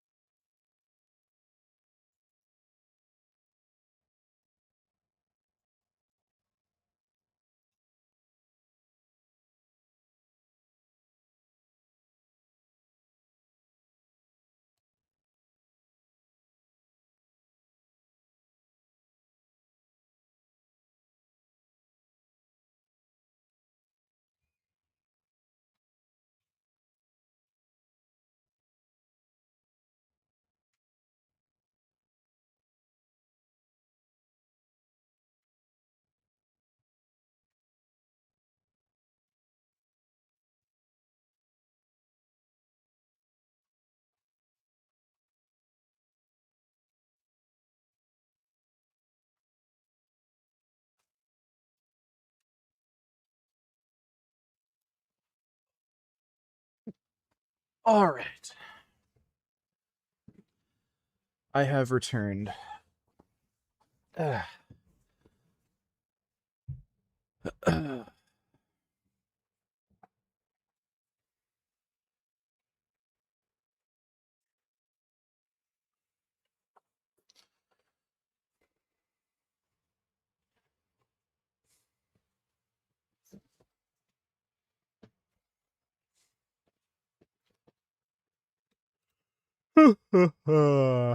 Let's see. Dumbass Frank.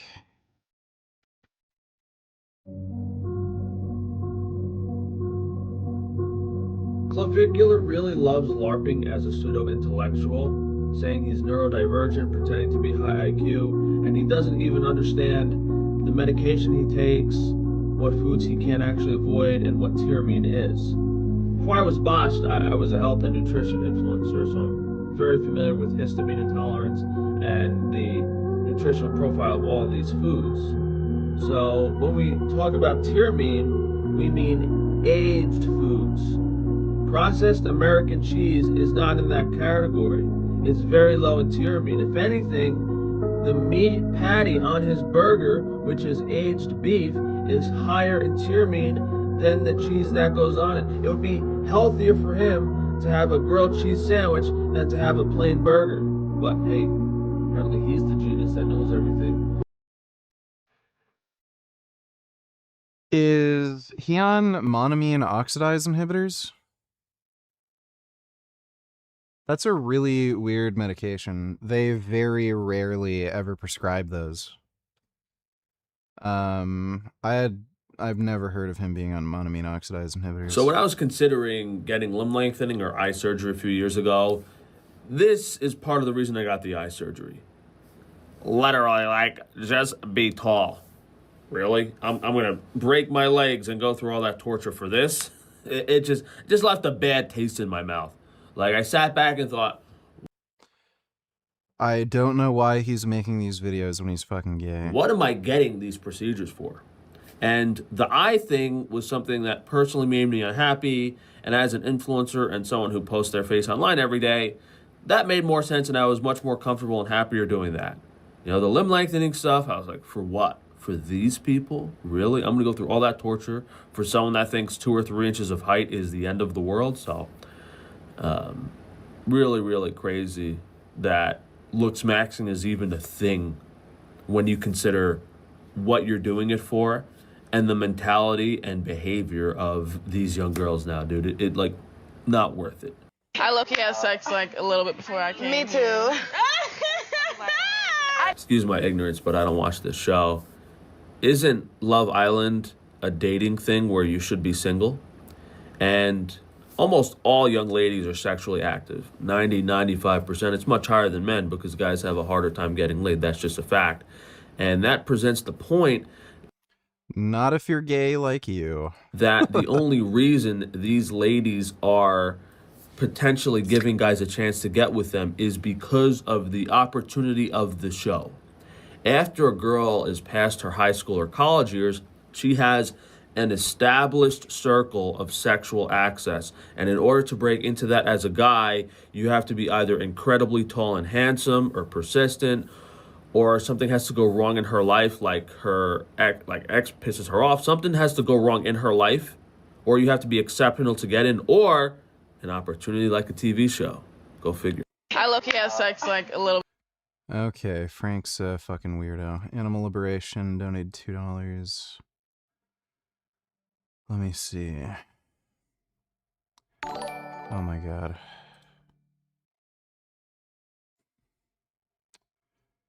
And Streamlabs is not loading. There we go.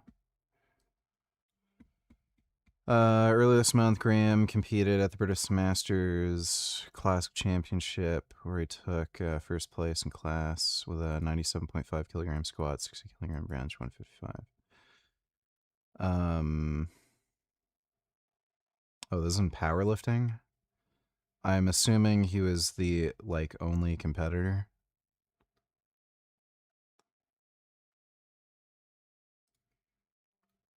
Yeah, 73. What do they have? So what is this?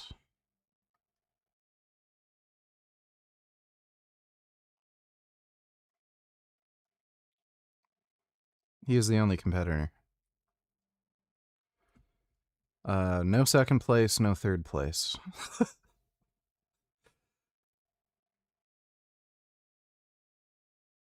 So he literally won because he was the only one there.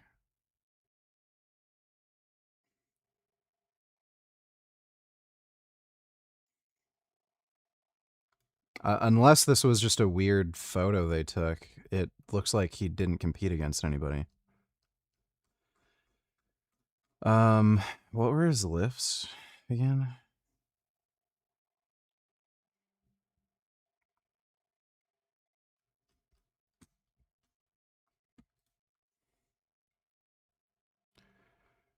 97.5 squats, like it's like 200 pounds, 60 kilogram bench. That's really pathetic. It's like 130-ish. 155 kilogram deadlift. Again, for somebody 73, that's pretty good. I'm pretty sure he was like the only competitor. I don't know if they have like a masters and like a grandmasters category, and this is like being like not being reported, because masters is usually like what, 40 and over or something like that, or sometimes it's 50 and over. I don't know if they have like a grandmasters category that it. Doug Graham's also like a crazy wacko narcissist, by the way. Like, I don't know if he just found out nobody competes in this category at this event. I don't know. Okay. Thanks for that, Nation Animal Liberation.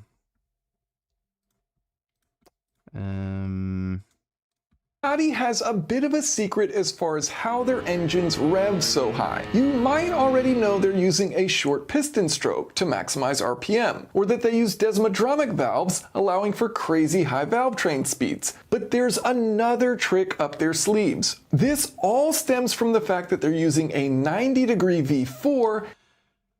You can see the two competitors, their medals, they're not standing on the second, third place. Where were they?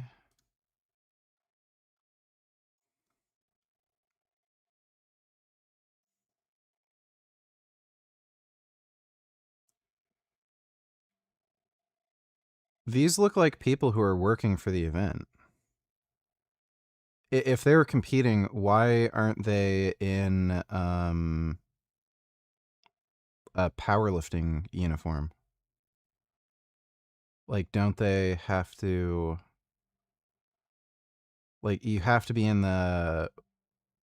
What do they call it? Like a weightlifting singlet or something? So are these can't be competitors. Like, who the and I don't understand, why is there a photo without the second and third place being there? Like, it's fucking weird.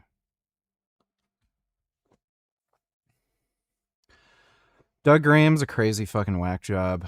I don't know if you were around for it, but he almost got a girl killed because he had a water fasting retreat in Costa Rica. And he's a cheap ass, so rather than getting bottled water for everybody, he had everybody drink out of the just tap water. If you're not from Costa Rica and you drink the tap water, you're at very high risk of getting an infection. And sure enough, that fucking happened. This girl almost died due to getting an infection from drinking tap water at his water fasting retreat because he's too much of a cheap ass to just give people bottled water. He was telling her not to go to the hospital. She got so desperate that she did in fact go to the hospital. And then he was even trying to convince her not to take antibiotics. But luckily she did. She nearly fucking died. Then he tried to get her to sign some non-disclosure agreement after she nearly died in return for, like, I think it's whatever the cost was for her to go to the fasting retreat. I can't remember if it was like $5,000 or $10,000 or something. And she refused to sign the NDA, and then she spoke out about it. Can't remember who her name was. But, yeah, the guy is just a fucking wacko. Fat retard $20. Can you give me some feedback on my debut rap single? What do you think of the lyrics? Yeah, I be in the trap, nigga. I be in the trap, bitch. I be in the trap. I be in the trap, bitch. I be in the trap. I be in the trap, bitch. I be in the trap. I be in the trap, bitch. I be in the trap. I be in the trap, bitch. I be in the trap. I be in the trap, bitch. I be in the trap. I be in the trap, bitch. I be in the trap. I be in the trap with a gun on my leg. This nigga selling dimes. I'm selling keys. I be making money every single day of the week. I am bunch of broke niggas. You ain't got no room to speak. Nope. Talking about food, you niggas barely eat. Yes. I ain't saying fat. You niggas can do the math. Got myself a new Mossy Lab. You're right. He didn't compete against anybody. Yeah. He even for 73. I'm not expecting mind-blowing lifts, but with a bench press like that, there's just no chance somebody like that would get a gold medal. Unless there's like a Grandmasters category that's just like fucking ancient. Masters divisions for powerlifting are usually like 45 or 50 plus. So if he was competing against anybody, he would be up against much younger dudes in a Masters category. And obviously that would mean people have been powerlifting for a very long time and also really fucking ridiculously strong. Just because they're younger and they have more experience than him. Like he was talking about only starting weight training when he was like back in 2010, when he was already pretty old.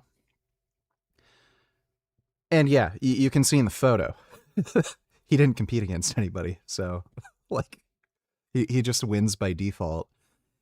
Given the guy is like a weird manipulative narcissist, I think he did his research and he found out nobody competes in that category at that event. And he thought that would be a way for him to get some sort of positive publicity. I go just like that. Got you niggas hating cause I'm always taking vacations. Wherever I go, I'm money making. Eyes looking Asian cause I'm smoking Jamaican. Fuck these pussy ass niggas, I can know they faking. They faking. Niggas thinking that they game is slick, and that's the reason why these baby mama's mouth is on my dick. Yeah, I'd say that's not good. Thanks for the donation, though, fat retard.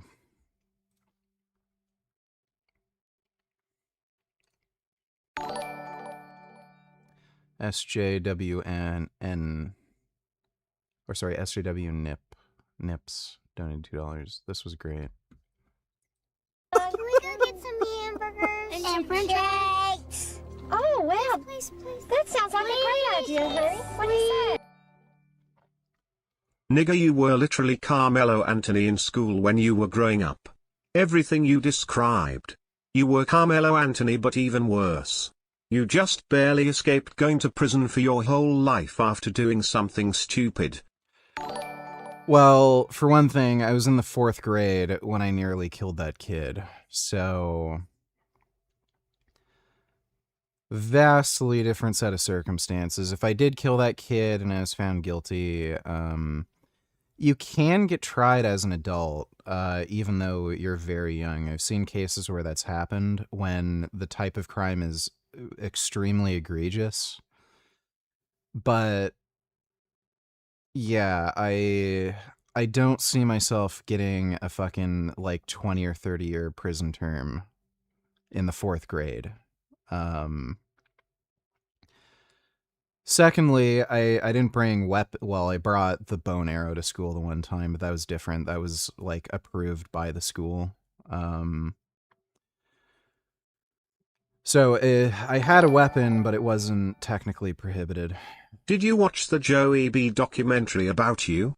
If so, what did you think?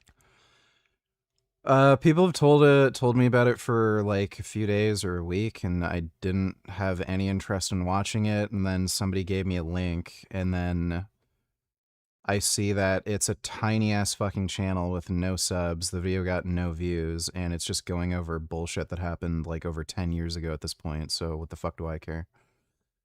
I didn't really watch it. I just skimmed through it. But what do I care? Great. Somebody is complaining about shit that I did a decade ago. Whoopie-diddly-doo. Hey. Please. You know I don't get paid until Friday. Okay, I'll do it until I get it right. Dreamstorm. An awakening experience created by a disturbance in the elements of your old nature, caused by a conscious decision to turn your dreams into reality. Here is what has happened to people just like you that have pursued. That was the funniest shit I've ever seen. Good morning. Good morning. Honey, what day is it? Friday. Wow, what a life. I literally couldn't stop laughing. So weird. That was great. Also enjoy. I'm trying. I'm not yelling. I'm trying. Yeah, what are you? This is going! Come, please. Come, please. Lord. You are ruthlessly incompetent! You can't slam that door. Nice try. Let me off! Get out! Let me off! Get out! Shut the fuck up! The fuck?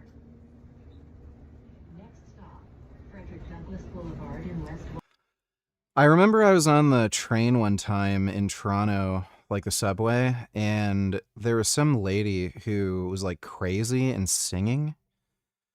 And I kept telling her to shut up, and she wouldn't stop singing. She was like off in her own fucking world.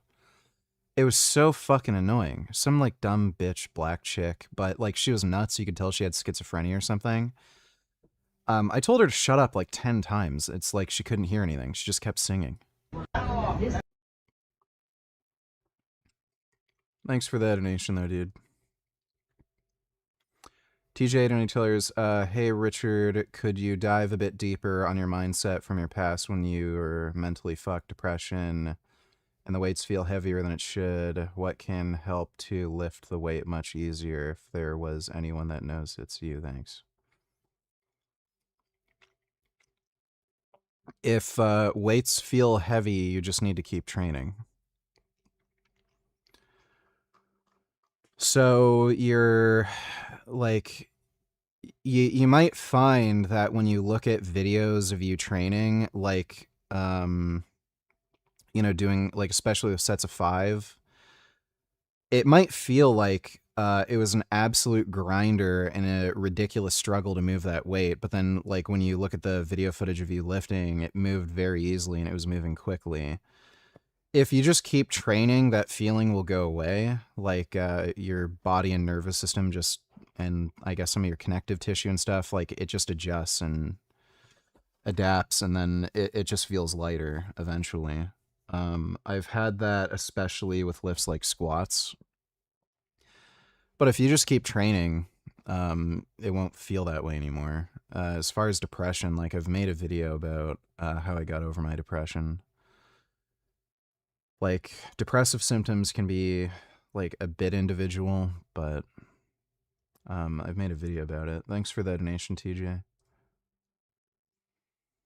Yet the crankshaft pins are separated by 70 degrees. Not a nice clean number like 0, 90, or 180 degrees like you might see elsewhere, but 70 degrees. Why? Well, in this video, the finale of 3 episodes on Ducati V4 engines, we will finally get to the bottom of it. So in the previous video, we talked about the different crankshaft layouts and the unique advantages in terms of power delivery, exhaust scavenging, and balancing secondary vibrations. In this video, we're focusing on valve train torque and friction. We're just going to keep going deeper and deeper until you folks tell me you're no longer interested. So let's start off with the question, what is valve train torque? Alright, so ultimately we want to understand this plot here. This will help explain why Ducati does what they do, and we're looking at valve train torque versus the different crankshaft layouts that you could choose from. The challenge is, this is a very difficult plot to understand, so we're going to back up significantly,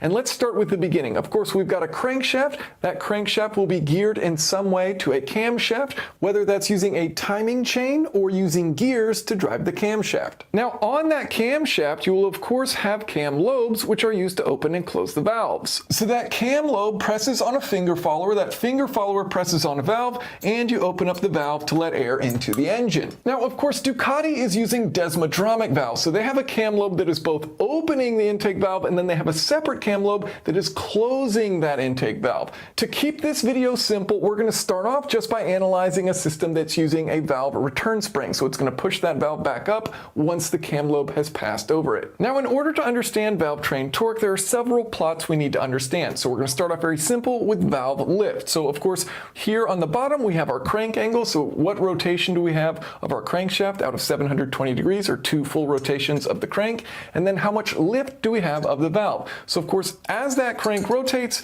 eventually you will open up this valve. It'll reach some maximum point right there, and then you will close that valve and it'll go back to being closed. Now, if we look at the velocity of this as this valve is opening up and closing, of course, it's going to start to open, and in that case, you need to go really quickly. So the velocity is going to ramp up. Then, eventually, it needs to stop at its top moment, right? So before it can stop at that top, at that maximum valve lift moment, you have to start slowing down. So the velocity is going to ramp up. Then once you reach your peak, it's slowing down until it's at 0, of course. Once it stops, then you're going to start accelerating again. You're going to try and increase that velocity very quickly as you bring it back down to some middle point there. And then, of course, it needs to stop again. And so you start slowing down that velocity. So here, we're just saying positive means we're opening up that valve, positive velocity, negative velocity, we are closing that valve. So your velocity curve is going to look like this as you open and close that valve. All right, so finally we get to valve train torque. So if this cam lobe here is pressing on this valve to open it, then we're going to call that a negative torque, because the valve is resisting the motion of this cam. It's pressing against it. So the cam is wanting to be pushed that way while it is pushing that valve in the other direction. Then, of course, you get to that fully open position. There's no torque being applied in that moment. And then you have your valve spring, which is now pressing the valve to close it back up against this cam. So now the valve is pushing on the cam. We will call that a positive torque, versus if the cam is pressing on the valve, we will call that a negative torque. All right, so now we can understand our plot of torque versus our crank angle. And it's basically taking this velocity plot and flipping it upside down. So as we have that cam lobe pressing this intake valve open, of course, we are applying a negative torque to that camshaft. Then as we start to have this valve using the valve spring that's pressing back up against that cam lobe, then we have that positive torque acting on that camshaft. So that gives you this curve here. Now, of course, with a DJ Donny Tellers, thanks again, Richard. I'm more referring to weight that you know you can lift and have lifted that weight before with ease, but due to mental exhaustion feels much heavier. I think you said to psych yourself to focus only on bar speed and ignore the pain. Well, yeah, like, you can get into your own head, right? Where, like, especially if you've accumulated a lot over a few months, like you might be lifting like 50 or 100 pounds, you know, more than you did before. And, you know, when you have like 2 plates on each side, like plus some change, you know, mentally it's just easy for you to handle. But then when you see 3 full plates on each side, like you can get into your own head. And then you start focusing on the pain, discomfort, and you psych yourself out, and then you don't think you can do it, and then it just feels way harder and heavier. If you just focus on just how fast the bar is moving, and just focus on executing proper lifting technique, just get your mind off the feeling, and just get your mind on the lift itself and how it's like actually moving. That also helps, but you're just going to have phases of training where things just feel extremely difficult. It hurts, it doesn't feel comfortable, and if you just keep training, you'll just adapt and, you know, you'll get through it. Thanks for the donation though, TJ. Ducati V4 engine, you've got 2 cylinders on the same bank. So you have to take into consideration the intake valves for cylinder 1 and the intake valves for cylinder 2. Each of those will have their own cam lobe on that intake camshaft. So we need to take into consideration. Are you experiencing any black fatigue? Especially after the reaction from blacks with THR Carmelo Anthony situation? How anyone can defend this guy. Should have gotten life in my opinion. Black people on X are telling others to attack white people. Well, I've known about they're black supremacists and anti-white racists. I've known about these people for a while.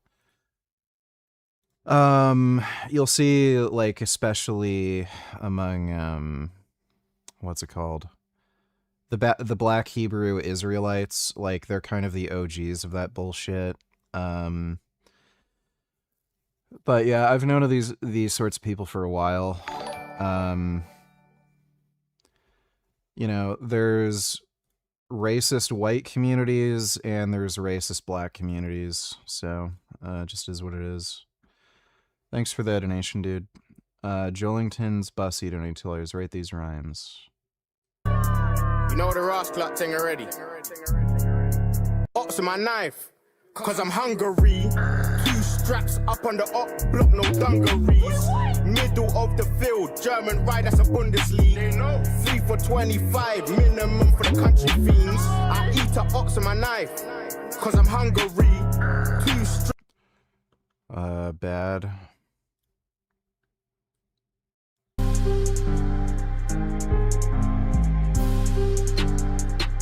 They claim they pull up and bang.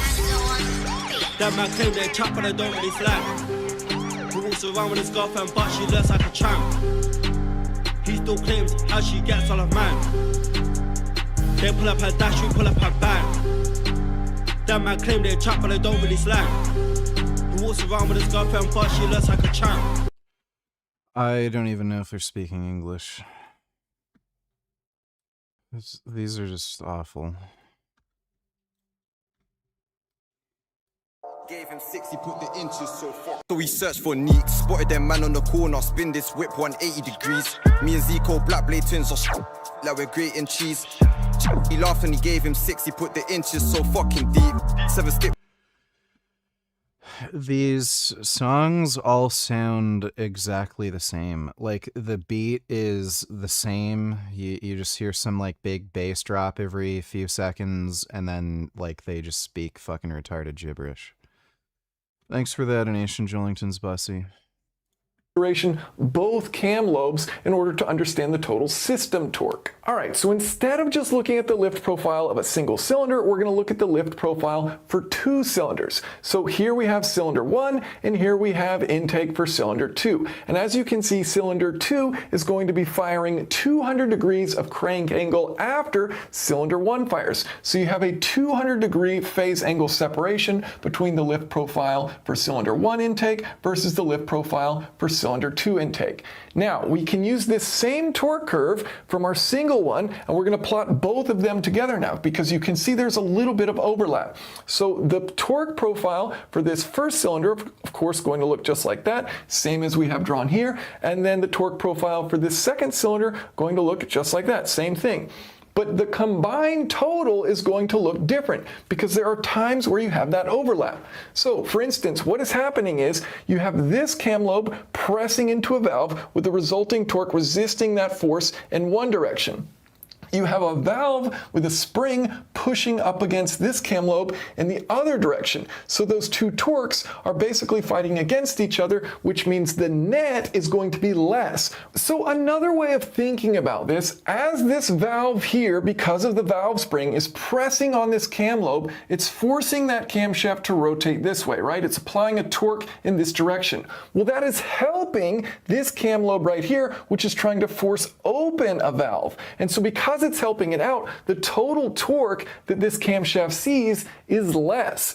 So if we add these two together, these two plots together, the red and blue, we get this purple plot, which shows us our combined torque that the camshaft itself is seeing. So you can see it reaches some minimum value here. Then when you have that overlap, when you add them together, it's actually less rather than being much higher. And then once you get back to just the part where there is no overlap, you're just following the curve of the blue curve, right? And so as we look at Frank Sinatra, do tell us, have you seen the movie Michael based off Michael Jackson? No. And I know your taste in music is mostly metal or punk rock. I don't like punk rock.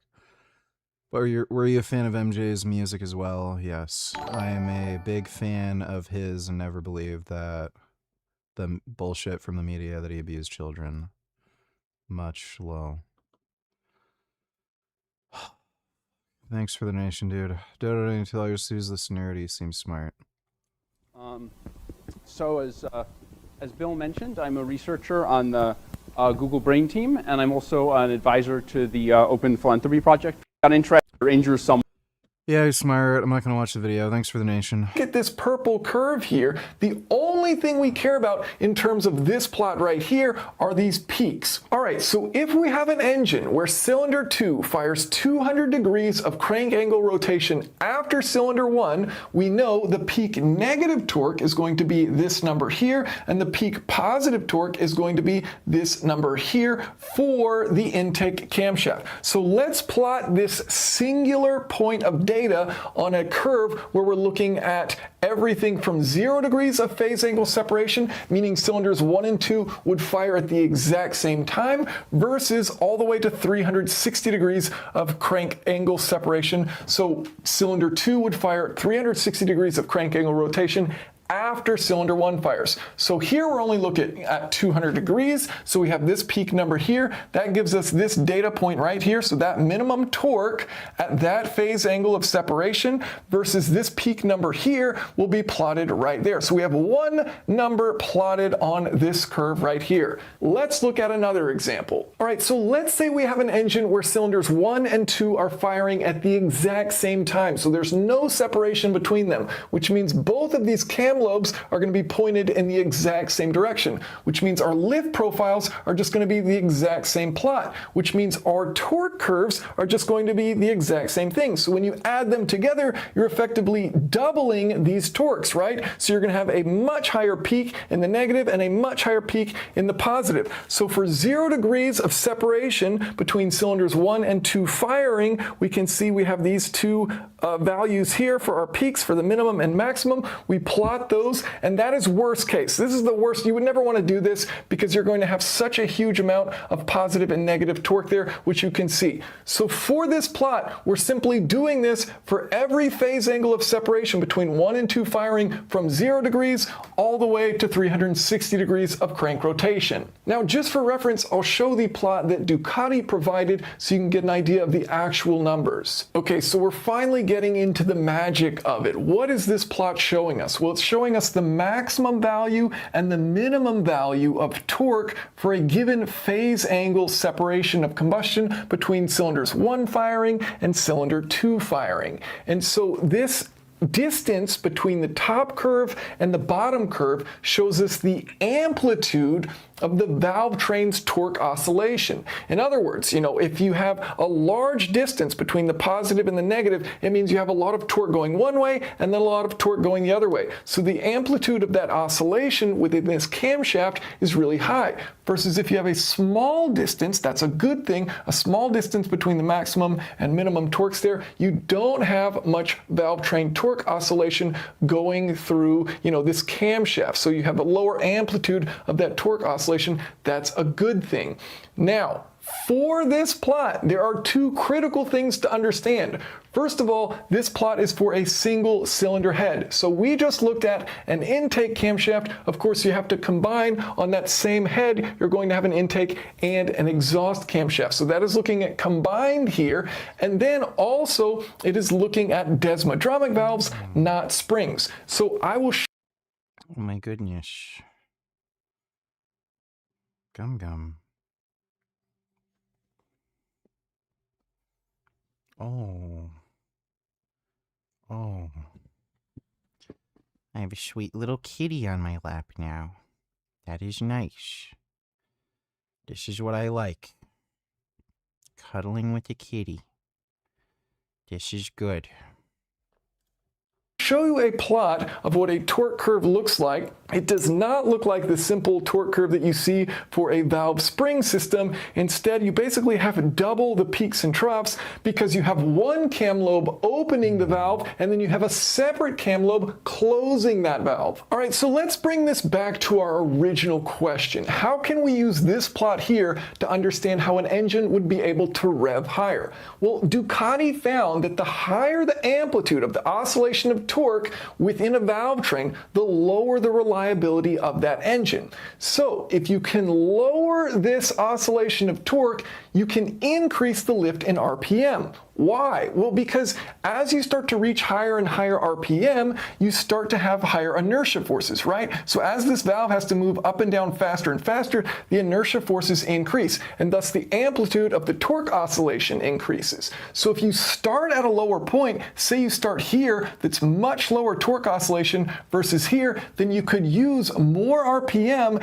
and more valve lift and still stay within the boundaries of, say, this one here, which is operating at a lower RPM. All right, so now let's plot some actual engines on this curve so we can see why Ducati went with what they went with. So 3 different examples from our previous video. We've got the V4 180, meaning 180 degrees of separation between the crank pins, Ducati solution, which only has 70 degrees of separation between the crank pins, and then the V4 Screamer, which has 0 degrees. Both pins line up. Now these correspond with cylinder 2 firing 180 degrees after cylinder 1, or in Ducati's situation, 290 degrees after cylinder 1, or for the V4 Screamer, 360 degrees full rotation of the crankshaft after cylinder 1 fires. And so if you look at these, the best example, and actually it's pretty close with the Screamer, but the best example is the twin pulse here, where you have that minimum amplitude of valve train torque oscillation. So that means with Ducati's engine, they're able to squeeze out a little more valve lift and a little more RPM, and critically do so reliably. All right, so there's one final thing we need to discuss in order to understand Ducati's decision-making process, and that comes down to friction power. So similar to this plot here, we're plotting out for the different phase angles of separation, and what we're looking at is friction power. In other words, how much power is lost from friction within this valve train. And so we get this number, this point, wherever it may be on. I have seen some of the Halloween movies. This curve from looking at the purple curve that we discussed earlier, and we're looking at the area of it. Positive or negative doesn't matter, it's all going to create friction. So the total area multiplied by some frictional coefficient. So you want the area to be as small as possible on both sides of this in order to minimize how much power you are losing to friction. So as you can see, Ducati's example not only doing really well on this first plot up here, but also doing really well in terms of friction power. So a low friction power and a low amplitude of valve train torque oscillation. So this helps us understand why Ducati went with the style of engine that they went with. And they're not here to say that this is the only way or the best way, but this is why they chose the direction they went with. Now, you may have noticed this star on the whiteboard, and that's at about 80 degrees of separation between cylinder 1 firing and cylinder 2 firing. And it just so happens that at that 80 degrees of separation, you have the minimum amplitude in valve train torque oscillation, and you have basically the minimum in friction loss. So you want this number to be as low as possible, you want this number, this range to be as low as possible, and at 80 degrees, you hit that jackpot. Well, why don't any companies do this? Well, because it's terrible for peak power. So if you have one cylinder firing right after another cylinder firing, it means the exhaust pulse from one is really going to interfere with the exhaust pulse from the other. So they're going to fight against each other, and it's not going to help with cylinder 2 being able to breathe really well. So that's why you wouldn't go with this, even though on this plot it looks like a great example. So you want to get as far to the right on this curve as you can to get separation between 1 and 2, but then you want these numbers to be as small as possible here and as low as possible here. And so that's why Ducati Yeah, Ducatis are pretty cool. I like the desmodromic valves. Went with their twin pulse V4 70-degree crank separation. So it's kind of wild to think that this RPM advantage goes all the way back to what angle you have between your crank pins. It's not immediately intuitive why a different crank angle might enable a higher redline or more valve lift, and yet the science is there as we've demonstrated. So Science. see. Why medieval people probably had autism. In a medieval village when one of the villagers wasn't like everyone else. I think we assume that person would get exiled or accused of witchcraft, but that actually isn't what happened. Turns out people in the Middle Ages understood neurodivergence, even if they didn't necessarily have a specific term for it. The actual term autism was originally coined by the German psychiatrist Eugen Bleuler in 1911, but it wasn't until the early 1940s that it was conceptualized as a distinct neurodevelopmental condition. That's not to say it hasn't always existed though. I think it's important to note here that we can't go back in time and diagnose anybody from the past with anything specifically. You can see why that would be pretty irresponsible, but what we can do is look at individuals who display traits we now associate with the autism spectrum and see how people 1,000 years ago understood them. A lot of that understanding happened in a religious context, but this was medieval Europe, so literally everything happened in a religious context. Let's meet Brother Juniper. We have no idea when he was born, but he died in 1258, and he's known for being one of the OG companions of maybe the most famous figure of the whole Middle Ages, Saint Francis of Assisi. Because he was tight with Francis, we actually have a ton of details about his life, most of which were recorded in the early Franciscan text, The Little Flowers of Saint Francis. When you start reading about Brother Juniper's personality, it starts to sound kind of familiar. He was known for, let's see here, taking everything extremely literally, having an absolute lack of social awareness, and, I quote, a complete absence of malice or guile. Juniper sounds like the sweetest guy ever, but just like today, if you're different from everybody else, it obviously makes you stick out like a sore thumb. Thankfully, he was friends with one of the holiest men who ever lived, and St. Francis protected him kind of like an older brother. Francis actually famously said about Juniper, "Would to God, my brethren, that I had a whole forest of such junipers." Do you get the play on words there? Like his name is Juniper, but also juniper trees, forest. Pretty clever. Anyway, you've probably heard of the monastic vow of poverty, and not every monastic order takes this vow, but the Franciscans do. This caused some problems for Juniper. That's because he took the vow so literally that he would give away his clothes to anybody that asked him, to the point that he actually had to be ordered by his superior to stop walking around naked. Even then, there was a time where a beggar asked him for help, and Juniper replied, "My superior has forbidden me from giving you my tunic, but if you tear it off my back, I won't stop you." There are tons of stories like this, including one that involves pig's feet, and another where Juniper decided one day that he wasn't going to speak for 6 months, and then he didn't. He did not say a word for 6 months. Overall, he was beloved by his brothers, even though he was so different from them, and he is sometimes referred to as the renowned jester of the Lord. Ugh, that doesn't sound so good. That actually sounds kind of insulting. The weird thing is that it wasn't at all. It's kind of this strange example of how definitions change over time. Brother Juniper was what was known in the Middle Ages as a fool for Christ. Let's zero in on this because the whole concept might be one of the earliest examples of autism spectrum traits that we can find in medieval history. Now, in the modern sense, fool has a pretty negative connotation, like I pity the fool, that sort of thing. No, I don't hate Balboa, but I pity the fool, and I will destroy any man who tries to take what I got.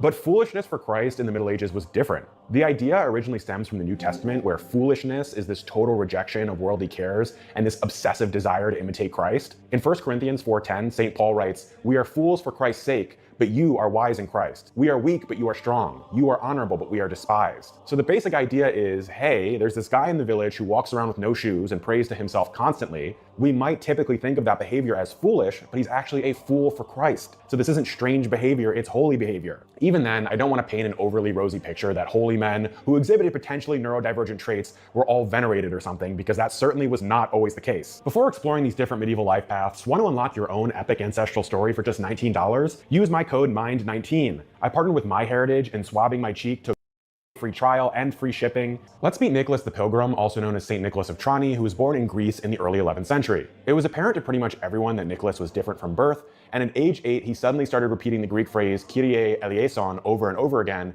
which means Lord have mercy. He was doing this all day, every day, and it wasn't like a thing where he was whispering to himself. It was basically something that he was shouting constantly. Nowadays, we know this is a manifestation of what's called echolalia, or the repetition of words or phrases, and Nicholas was clearly using it as a vocal stim. His daily routine was super rigid too, and he never deviated from it. He would walk around carrying a heavy wooden cross, shouting his prayer. It was this intense kind of all-consuming hyperfixation that became his whole life. One of the most defining characteristics of autism is an intense resistance to having a comforting routine disrupted, even in the face of immense distress or danger. People in Nicholas's life tried everything to get him to stop chanting. His mom beat him, local bishops found him so annoying that they cast him out of the monastery. When he entered the city of Taranto, the local bishop was so pissed off by the noise he was making that he ordered a crowd to rough Nicholas up. There's no happy ending here, unfortunately, and Nicholas died at 19, most likely from a combination of exhaustion and exposure to the elements due to his homelessness. The world can be a very cruel and nasty place, and I guess the only consolation is that just 4 years after his death, the church recognized that his hyperfixation was actually a rejection of worldly logic and a singular devotion to Christ. Nicholas was canonized by Pope Urban II in 1098, and today the gorgeous Cathedral of Trani in Italy stands as a monument to his memory, and he's actually buried beneath it. I don't know, that's nice I guess, but it doesn't really fill me with the warm and fuzzies. It's like people didn't even want to see this guy as human until he died tragically, and then they felt bad and changed their minds. I actually kind of feel like Nicholas and Juniper are two sides of the same coin, except Juniper was lucky enough to get in with a group of fellas who recognized the beauty in his different nature and accepted him for who he was. But I want to meet somebody else totally different, a medieval personality who perhaps exhibited some similar traits but lived a totally different life. Some of you have probably been sitting there fuming, wondering why I haven't mentioned a certain German abbess yet, so let's talk about her. Meet Hildegard von Bingen, maybe one of the most impressive human beings who has ever lived. If someone like Brother Juniper represents the vulnerable, hyper-literal innocent who needed a protective community shield, Hildegard is more like the high-functioning, fiercely independent systematizer, maybe Kid Boo donated $2.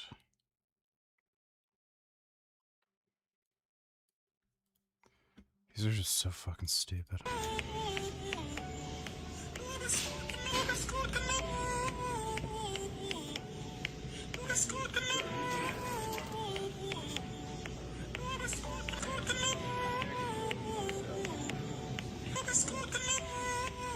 Yo, you keep playing that. Bro, I'm just minding my business, bro.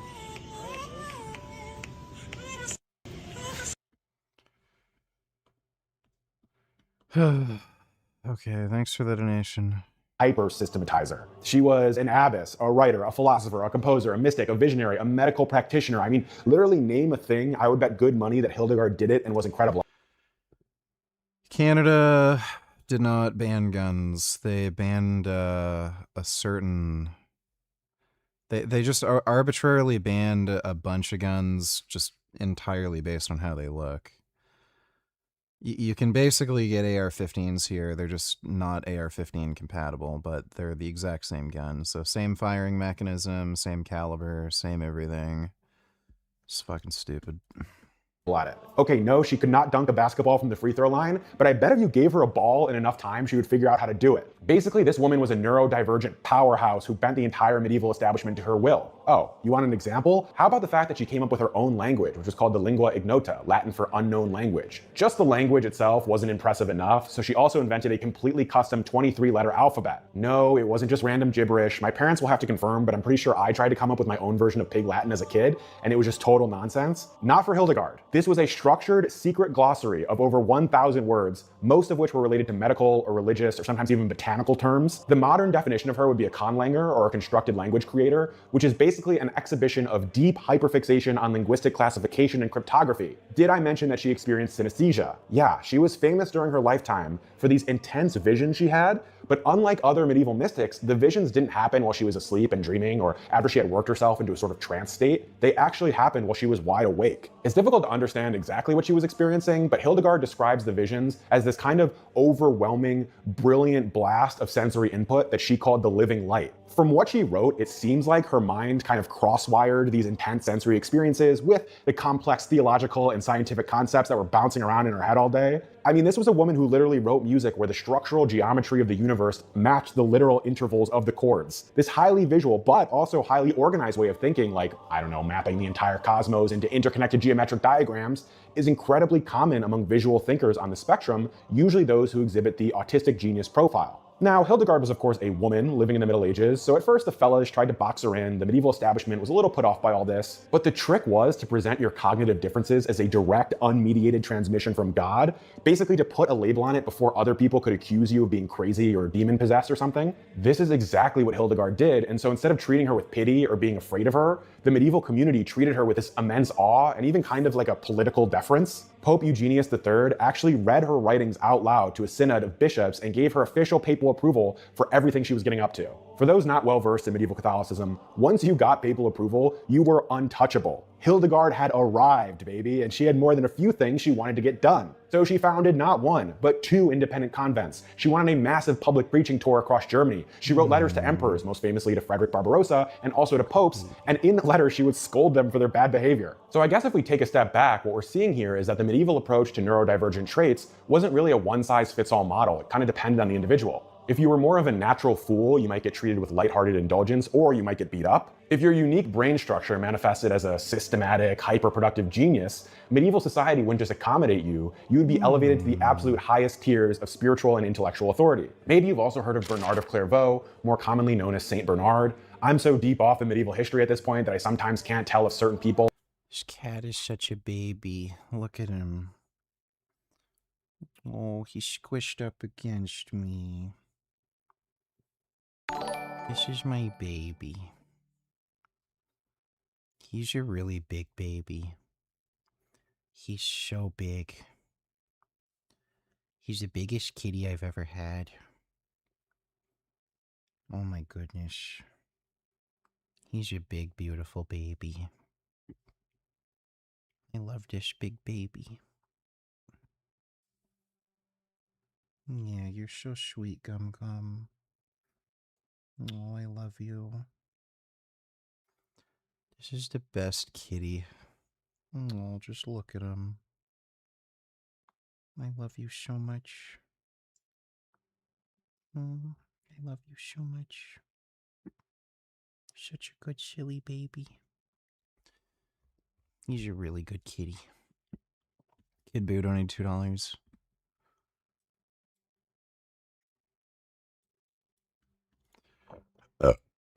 Yeah, Ninja Scroll was great. Ninja Scroll is great. I love that movie. Oh, great.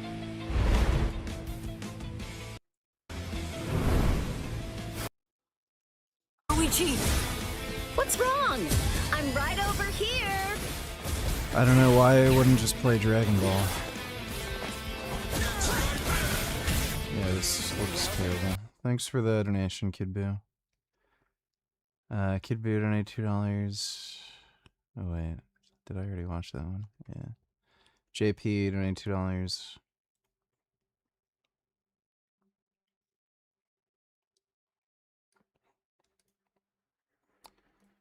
Money supplementing with zinc, vitamin B12, iron, selenium, and creatine. A good quality steak naturally contains all of those, along with all 9 essential amino acids needed for repair and recovery.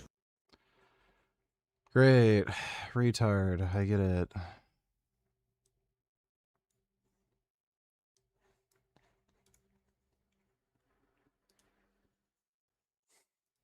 Calories were not even on the food labels on foods. It's only been in the last 35 years. I mean, of most of our lives, but when I was born, I don't remember it, but there were none of the calories were not even on the food labels. How old is Paul?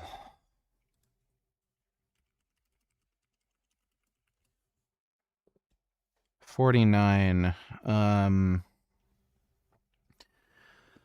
35 now. I do not recall a time where food did not have labels on them. Let me look this up.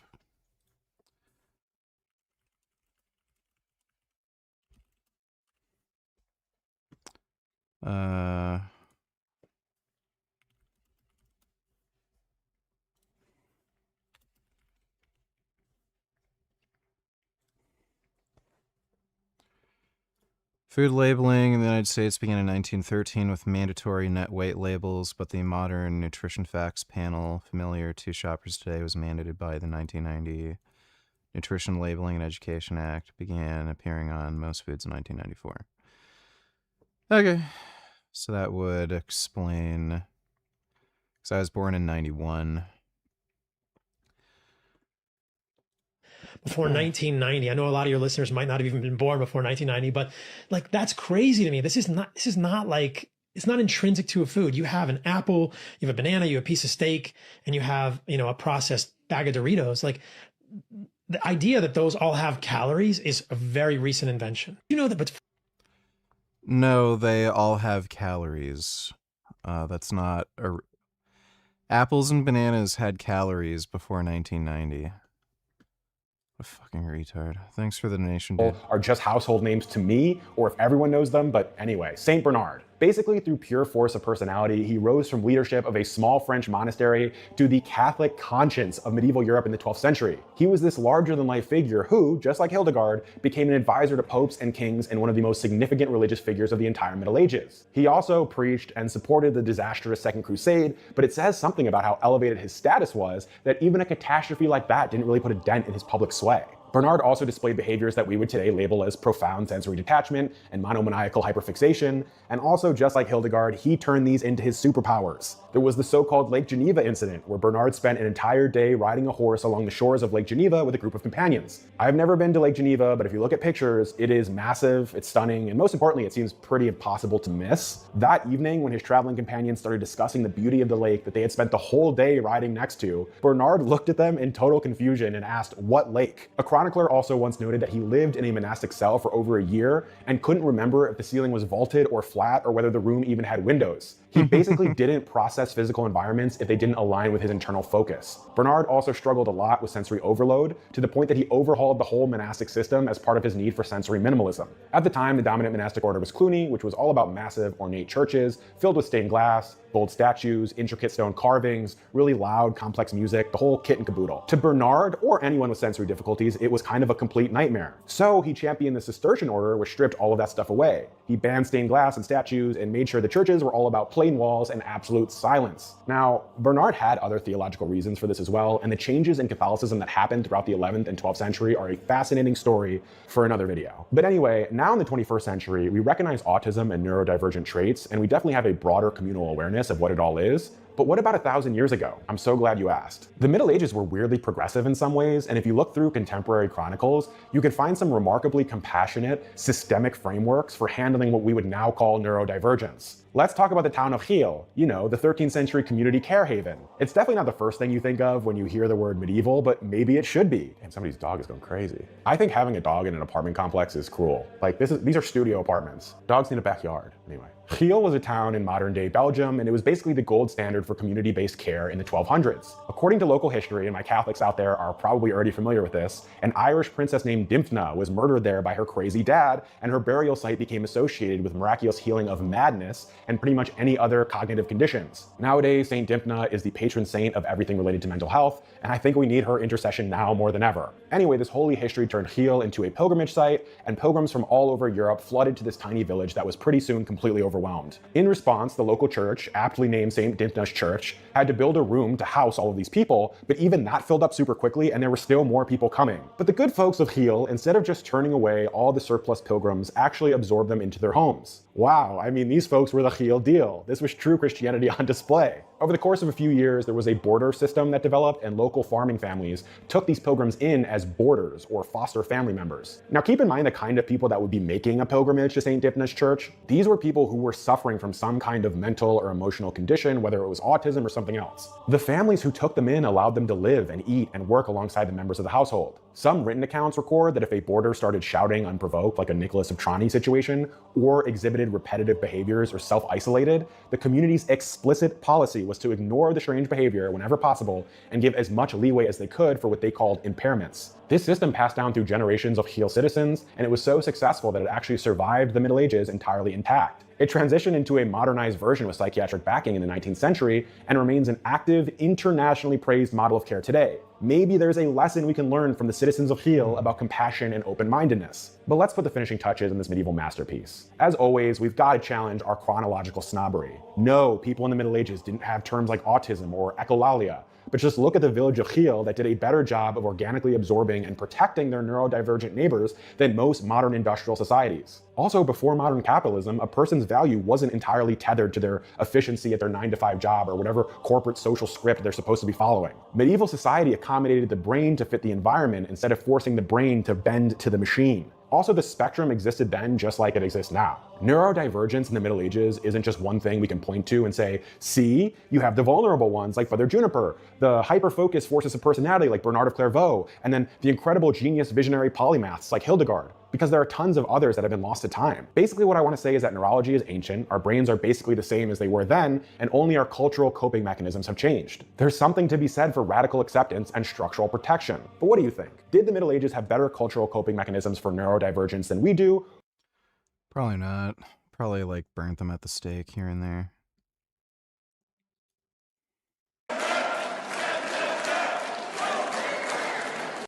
Adopted. The first reading. The EU will now hold migrants in offshore detention centres after the European Parliament approved its strictest ever migration law. Right-wing MEPs burst into chants of send them back after winning the vote. Yep, they're getting fed up. Jolington's Bussy, donate $2. Great, here we fucking go.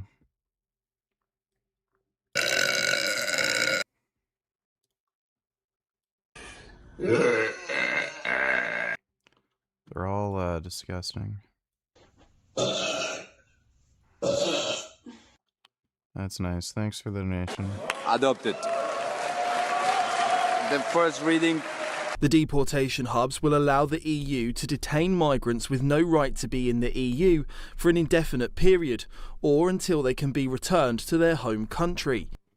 Only unaccompanied minors would be exempt, meaning families with children could be held in the so-called return hubs. MEPs from the centre-right, the right-wing and the hard-right teamed up to push through the bill, which won by 418 votes to 218. As a Conservative bloc begins to emerge in the Parliament on migration issues. On the agenda... Dude, that's funny. It's only the crazy wacko lefties that are voting against this shit. The report by Mrs. Brigmont on the EU-Pakistan agreement modification. Yeah, that's funny. Europe's finding out. Yeah, there's your multiculturalism. That's where it gets you. Everyone just finds out it's a bad idea.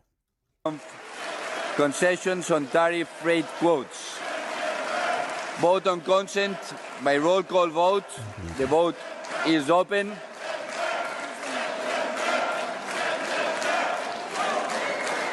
The EU will now have the power to set up agreements with external countries to house the deportation centres, as well as the ability to search the properties of suspected migrants.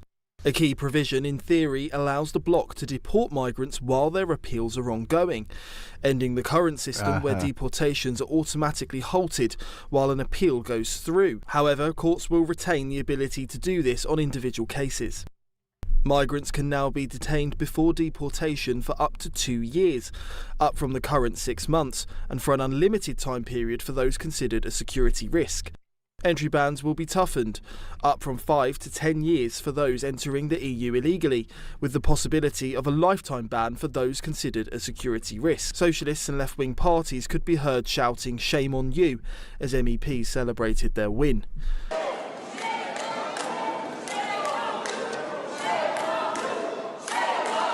Shame on you. We move to the... It's adopted. The move. You can hear, by the way, in the room, it's mostly women complaining about that. That should tell you something. Will be welcomed in Britain despite the Labour government's decision to scrap the similar Rwanda scheme. Any cut in illegal immigration to Europe should see a drop in crossings from Calais. Over 200,000 small boat migrants have entered Britain since 2018, which has hit records since Labour came to power. Reports indicate smuggling gangs have expanded their operations to launch crossings to Britain from Belgium. Nick Dunning, GB News. GB News exclusive now from Mark White, our Homeland Security editor. We can bring you footage.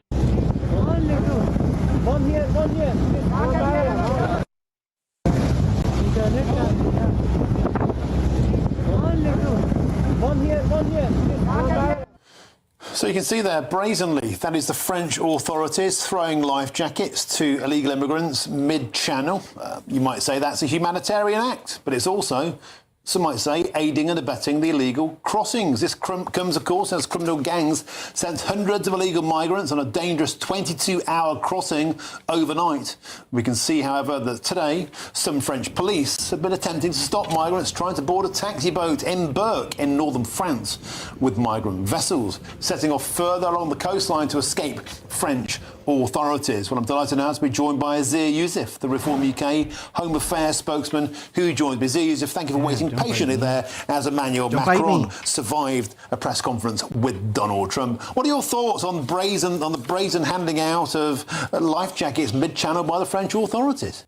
Well, it is remarkable that we are now seeing footage of the French authorities, literally handing life jackets to illegal migrants, thus encouraging them to make the journey. And I think there's now journeys of up to 22 hours being made in order to come to Britain illegally. Remember, these are people not coming from Syria or from Gaza. They're coming from France, which last I checked was not a war zone. If it is, then somebody should tell the millions of British people that go there on holiday every summer. And this is what should really make you angry, right? The idea that the French are not going to craftily and sneakily try and offload these people onto Britain. I mean, of course, that's what would be in their national interest, wouldn't it? Otherwise, they'd be staying in France and costing the French taxpayer money.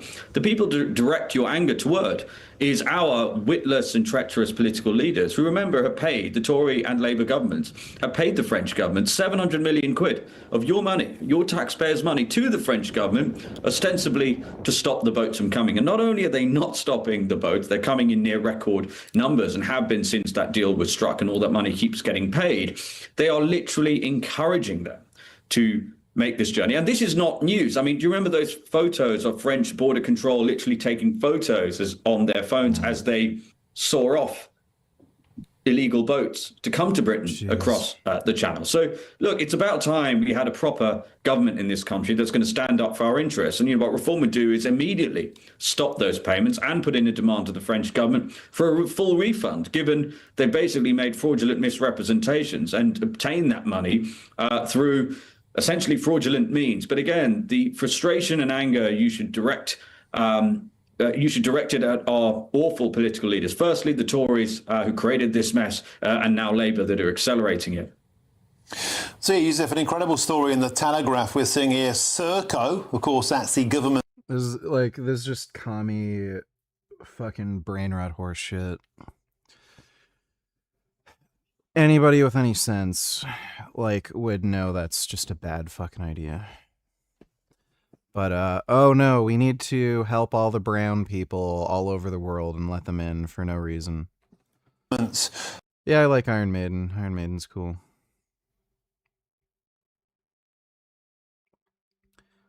What violations did we break that make Iran close the Strait of Hormuz again? I think this is all bullshit, and the Democrats are in talks with Iran and telling them to close the strait. Okay, I don't think I'm going to bother explaining anything to you because you're clearly retarded. I need to go pee-pee again. I'll be right back.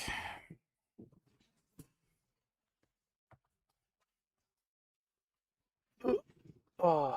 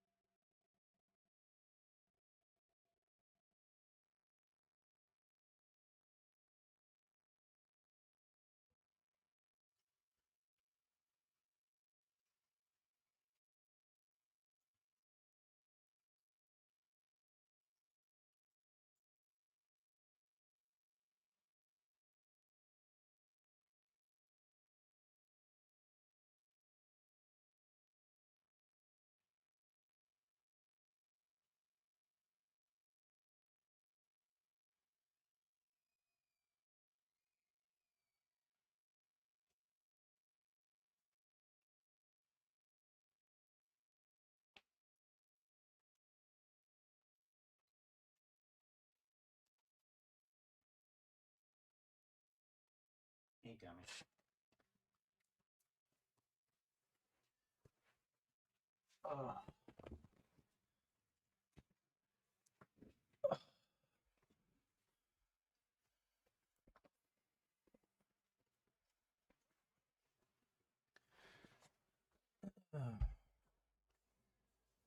All right. Housing contract.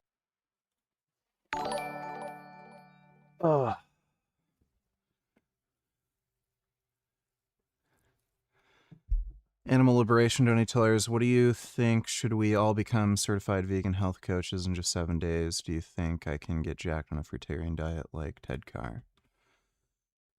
I wouldn't consider Ted Carr jacked. And this is just a fucking scam. Up the doors to the Vegan Health Coaching Academy, and I'm so freaking pumped. This is a 7-day certification program that's going to turn your passion for veganism into a real coaching business in just 7 days. Yeah, this is a scam. And right now, you can check it out. You can get access to it before anyone else because it's just launching. Now, the Vegan Health Coaching Certification Program, it does 2 things for you better than anything else on the internet, better than anything else in existence. Number 1, it gets you qualified to coach other people extremely quickly. In just 7 days, you're going to finish with a certificate on your wall and the confidence to... What does that mean? You can pay for certificates. There's diploma mills that are usually run out of India. And you can just pay for random certificates. It doesn't mean anything. So does this allow you to get insured? Like, if you wanted to run some sort of nutrition business, does that mean like an insurance company would recognize that certification in case you get sued or something? Like, it's totally meaningless.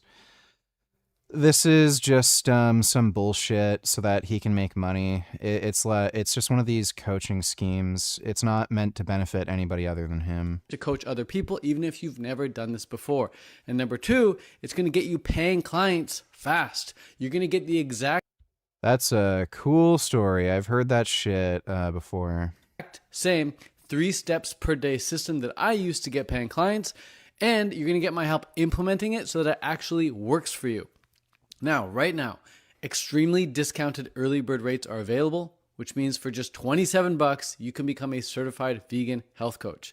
So if you want to wake up to something you love every day and you want to help and you want some help making that happen, this is the way to do it. Vegan health coaching certification. What's the website? No, veganhealthcoachingacademy.com. Yeah, this is just bullshit. Ted Carr is not pretty buff. Like, you can just look at his lifts in the gym. I remember watching him bench. Like, what was he doing? 155 on the incline or something? It's just not that great. Like, his physique is fine and everything, but you can just very easily tell he's not that big and strong.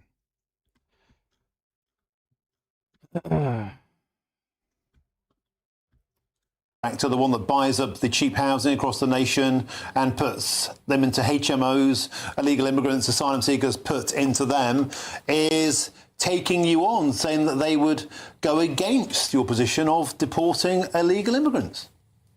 Yeah, this is extraordinary. I've written to the chief executive of Serco, to be fair, to allow him to clarify his position, because the reporting in the Telegraph says that Serco would take issue with a reform government's mass deportation program. Now, for context, as you say, Serco makes £1.7 billion just from UK government contracts every year. And it's not just, the bidding of HMOs, the houses of multiple occupancy, bidding 30-40% above market rates, so that local residents have been given Section 21 eviction notices, including veterans. In one case, I know one of those poor veterans suffering from PTSD evicted, also that the Home Office, assisted by Serco, could house illegal migrants there. Serco at no point have uttered any concerns about the morality of that, or the fact that they're, of course, depositing men from Afghanistan, Syria, Iran, and Iraq into UK housing estates without the knowledge. Yeah, just crazy. There's some nutty fucking immigration shit happening in Canada, too.